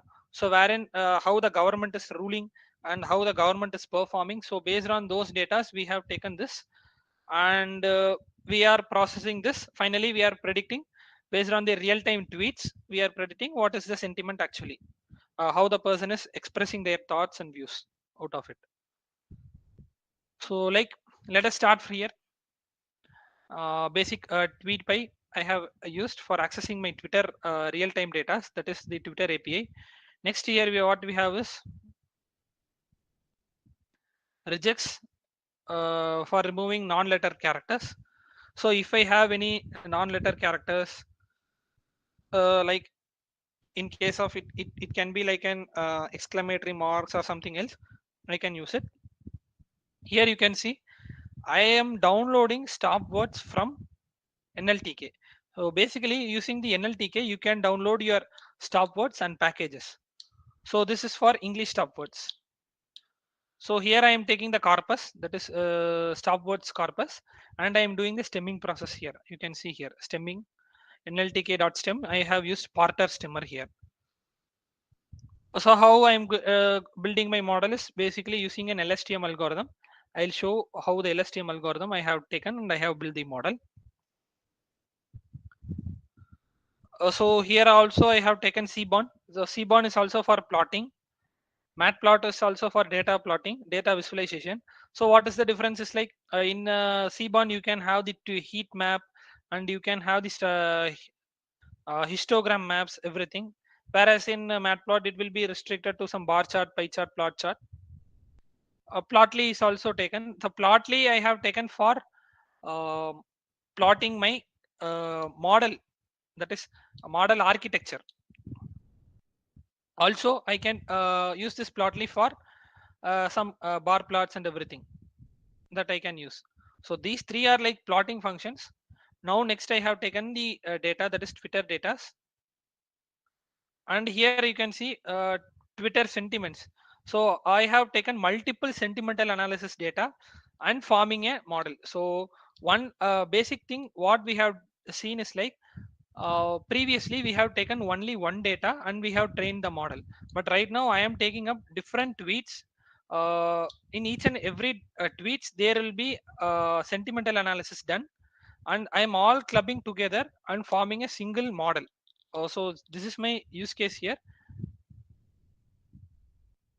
So here you can see three categorical values, that is one is for positive sentiment, minus one is for negative sentiment, zero is for neutral sentiment. So this is how I am plotting, and I am taking the categories.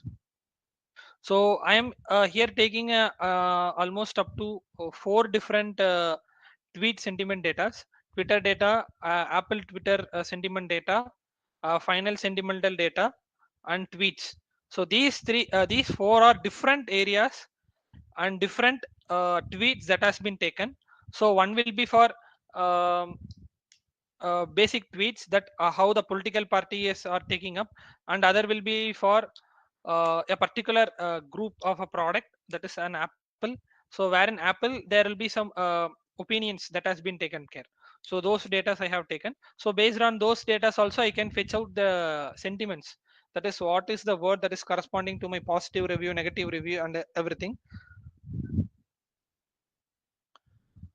So with the help of these data I have splitted the categories: positive, negative, neutral. And this is like box plot. So box plot I have checked like what is my min and max. So based on the standard deviation values, that is mean, median, mode, and everything, I have also taken this value range, and I have a single box plot. Maybe I can say it in terms of a candle graph, candles. Here you can see distribution of text length for positive sentiment tweets, number of text length counts I have taken, mean, medium, standard deviation value, and what is the maximum value.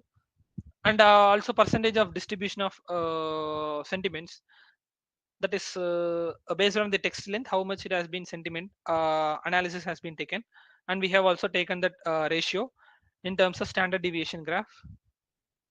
Here you can see the it has been split into pie chart. So here till here it is like an representation in terms of an categories like positive, negative and neutral. These are three categories, and here till here I have represented in terms of categories. Now next graph is my word cloud. So word cloud is nothing but basically it is a library that is used to represent uh, based on the frequencies how that is TF-IDF values, how important a word is being taken for a particular sentiment. For example, for the label positive, what are the significantly used, and based on the TF-IDF values, what is the frequency of the occurrence of word and the value of the TF-IDF vector value. So these will be taken into consideration, and finally a plot will be made. So here, based on this word cloud, we can see here you can see combining all the tweets, and I'll be applying clean text process. So it will be cleaning my text by removing emojis, stop words and everything. Finally, I have three graphs. So maximum number of words I have taken as 50, and I'll be removing the stop words. So here you can see the bigger in size, the words that are bigger in size, it is having high frequency and high number of occurrence.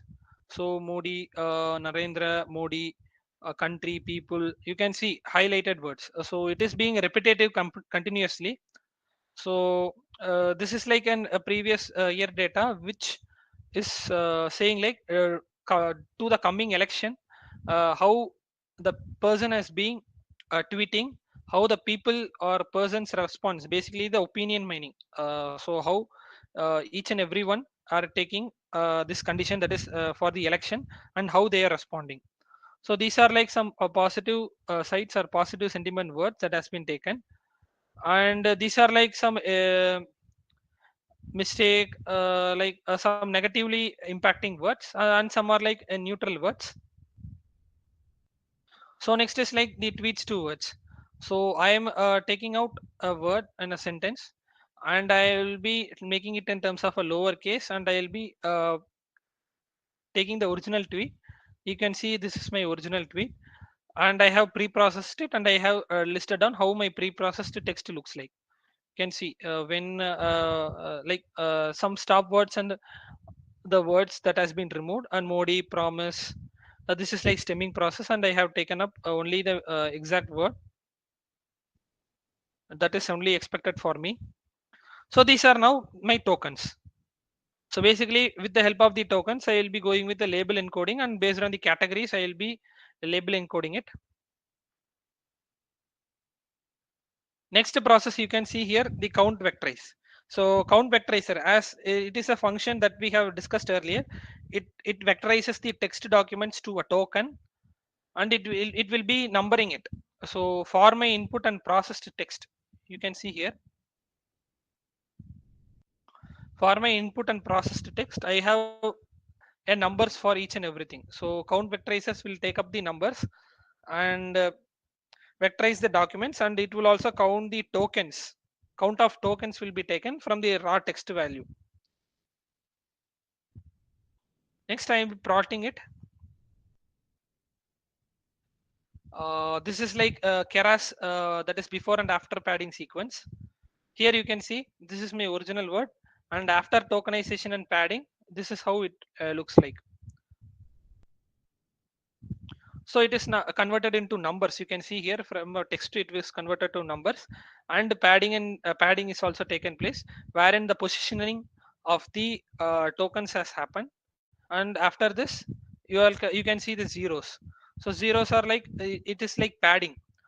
So padding usually we have seen a problem like OOV. I guess everyone might remember it. So that is if in a sentence, like I will be setting up a maximum sentence length, like a maximum length you can see here as a 50. If it doesn't reach a 50 words, I can go with padding. Padding in the sense pre-padding or post-padding. I can go either. Here it is basically a post-padding. So post-padding is nothing but, you can see here, like padding is post padding is nothing but once after the tokenization is done for words, for the maximum length I have defined. You can see 1 2 3 4 5 6 7 8 9 10 11 12 13 14 15 16 17 18 19 20 21. 21 places has been padded. Rest you can count it. No, 1 2 3 4 5 6 7 8 9 10 11 12 13 14 15 16 17 18 19 20 21 22 23 24 25 26 27 28 29. I in this sentence I have only 29 words, but here you can see for a model I have set it my max length as 50. So that's where for the remaining spaces, to set it as an input to my model, it will be padded to 0. 0 means no values. So now let us take my model for training.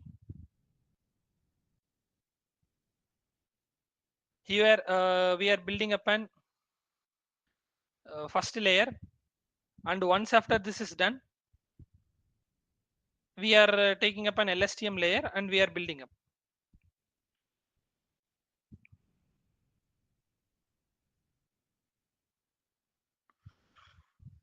So here you can see the libraries that we have imported, like using TensorFlow layers, we are importing convolution 1D, embedding, max pooling, LSTM layers and everything. So once after the import is done, we are also having the sequential layers define RMS prop. uh, this is to check my models that is, it is like an optimizer we are applying to it, and also checking the losses we are also checking it. So I am defining the vocabulary size, embedding size, epochs, learning rate, and decays as well. So for the stochastic gradient descent, we need these parameters: decay rate, learning rate, and momentum, as well as I think these three parameters are enough. And next to this, we have the embedding layer, convolution 1D, max pooling. Here you can see bidirectional LSTM has been applied. So this is like an hybrid algorithm wherein we are applying convolution 1D and max pooling. So you can see clearly here convolution 1D is taken. Basically convolution follows pooling, max pooling. So this is the standard structure to be followed. First layer as an embedding, second layer as an convolution layer, followed by this max pooling is applied. Here fourth layer is the bidirectional LSTM we are taking out, and once after dropout is done, finally in the dense layer we are getting the predictions.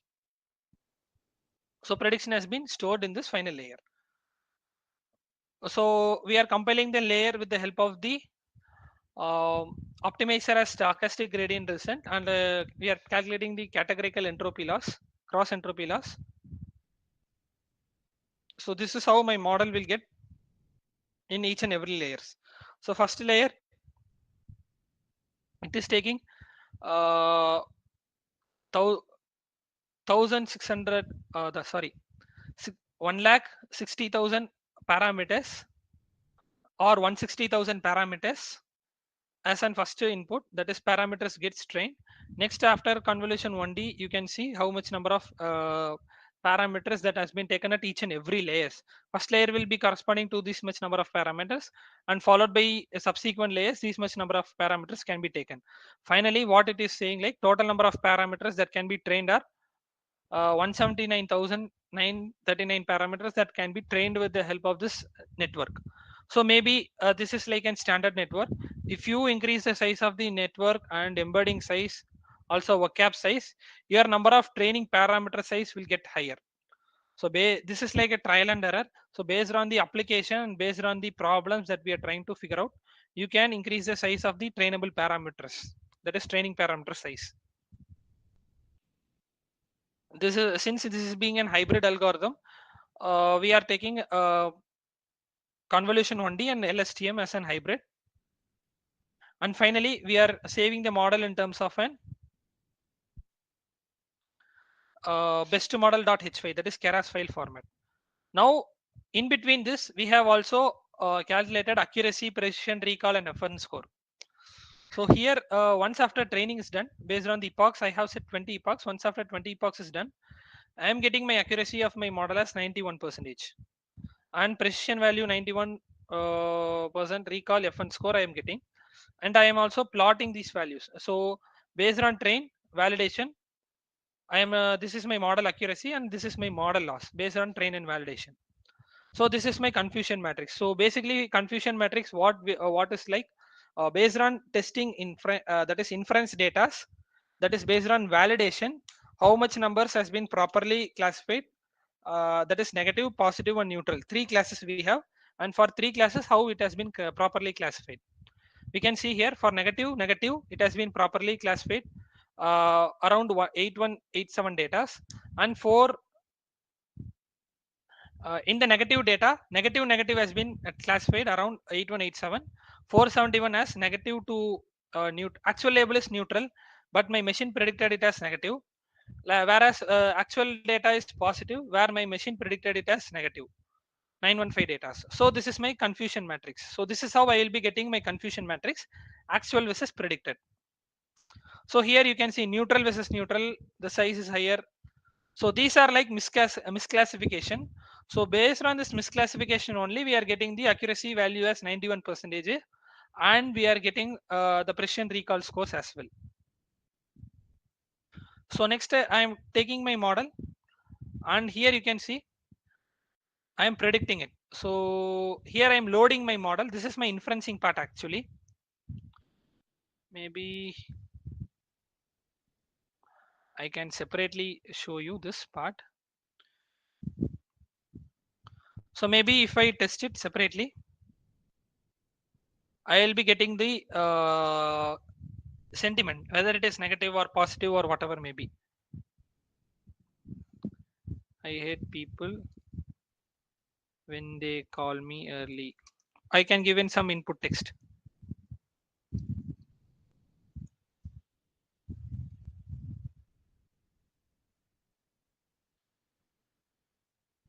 So it is like negative case. So this, based on the accuracy, this model is performing around 91 percentage, and it is giving me the score. So this is like till here we are using in my hybrid model, that is a combination of bi LSTM and then convolution 1D, and we are getting an accuracy around 91 percentage, and we are using the test condition, that is this is my inferencing actually. Instead of giving an manual that is feeded input, I will be developing an web app, wherein from the web app I will be filling this input, and I will be giving this sentiments. So next what we are doing is using the TweePy API. We have used these are the steps, that is we need to set up Twitter account, and I need to go to this developer console, and these are the steps that I have explained earlier. And from these tweets, I am just searching. So I have given the auth token, and I have started my API communication. From the API communication, I have taken the search word. So the search is like work from home, how this work from home has been impacted, and I am need to take the value data from 2021. So from 2021 I am searching the tweets that are for uh, work from home hashtags. So this will be giving me some results, and based on the inputs and based on the text context that we have taken, here you can see work from home. So likewise, so based on the context that we have taken, it is giving me what is the sentiment of the sentence. Like for example, here you can see the first case. This is like an attractive offer. So it is like an Salesforce is basically it will be taken as a negative comment, and it is giving me a negative sentence. So this is like an work from home. It is not conveying any information. So it is a neutral sentence. Likewise, based on the links and based on the context that has been uploaded, it will identify and it will give us whether it is a positive or negative or a neutral sentence. So this is like based on hashtag search and hashtag and date filter we are applying. Next is based on a keyword. Here if I give an Elon Musk as an keyword, I have got these number of tweets, that is real time tweets. Basically it can be like a recent tweet that has been occurred a day before or an hour before, or it can be like a time period tweet. Whatever tweet it can be, that is it will be giving me a latest tweets that has been taken care from the tweet API. So it is like an Elon Musk tweets. Everything is being with Elon Musk. So you can also see the sentiments for these tweets as well. Predicted sentiment is amazing, positive. Reply super heavy. It is like positive. It is like neutral. It is like globally it will rely on donations. It's something like it is conveying in a negative sense and in a negative tweet. So like this we will be categorizing. So here you can see like tweet mode as well. Language only in English I need. The number of tweets are count 10, and tweet modes are like an extended tweets. So I will be getting, and I can also check 2, 3, 8, 9, 10. For 10 tweets, I can also check the sentiments for it. So these are like handling real-time tweets and using the hybrid algorithms, and how we are getting the analysis for it. Right now, the application which I have focused and which I have shown you all is the sentimental analysis. So this also I have an code running for movie review analysis based on IMDb rating that has been tweeted. I have taken this data, and I have also rated for each and every movies, like how the people are rating for it in tweet. So tweet out of 0 to 10 scale, the people will be rating it, and I have plotted here the rating scale and the timestamp when the rating has been done, and also how the movie has been taken, whether it is a sci-fi or short movie or fiction, and also movie ID, movie title. You can see the ratings here. So based on the ratings, I have consolidated all the ratings, and you can see like Joker is having 1479 people has been opted, like this.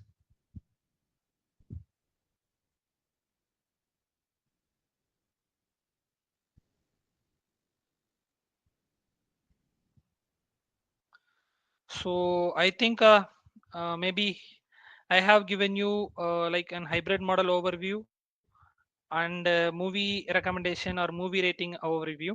Maybe if you have any doubts here, maybe you can ask me, and maybe now the forum is open for queries and discussions. Now it's time for the participants to ask their queries and clarify any doubt with the resource person.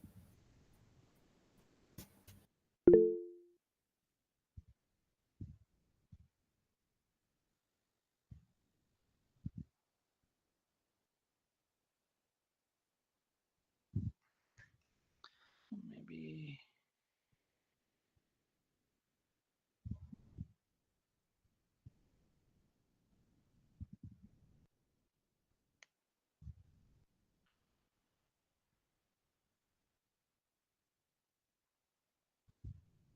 will it make any difference if we use data from Kaggle? Ma'am, we can use data from Kaggle, ma'am, because it is like a data source that has been extracted. That is web scraping they have done, and they have the Kaggle data source. We can use the Kaggle data source as well, ma'am. Also, if you need additionally, you can also include the data additionally by doing the web scraping methods and manually labeling the data, and you can also do the data addition, ma'am.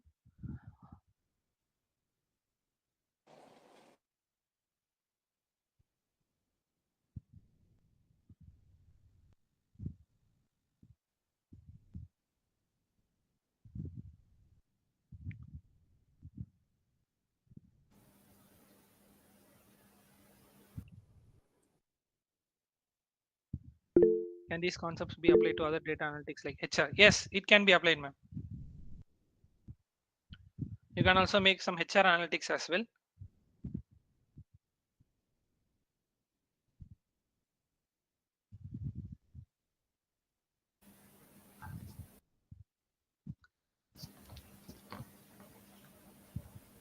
Thank you so much, sir. It was such an insightful and engaging session. We have demonstrated the Python code in Jupyter platform in detail. It is truly enlightening. Hope all the participants will get the depth knowledge in this topic and enjoy this session. And also, I would like to thank all the participants for their support and cooperation. The feedback form link has been posted in the chat box. Participant, please take a moment to provide your valuable feedback. Finally, we have come to an end of the today's session. We extend our gratitude to the organizing team who dedicated and merciless planning have made this event possible. Special thank to our esteemed resource person, Vignesh Prabhu sir, whose expertise and insight have eliminated our understanding of real-time Twitter data analytics using hybrid model. We would like to thank the distinguished faculties and researchers. Your presence enriches this program with diverse perspectives and valuable contribution. Thank you all for being a part of exciting journey. Let us embark on this week with enthusiasm and share committed to the academic excellence and discovery. Thank you. Also, thank you all for your time, and maybe it might be an insightful section to you all. Thank you all once again. Have a great day.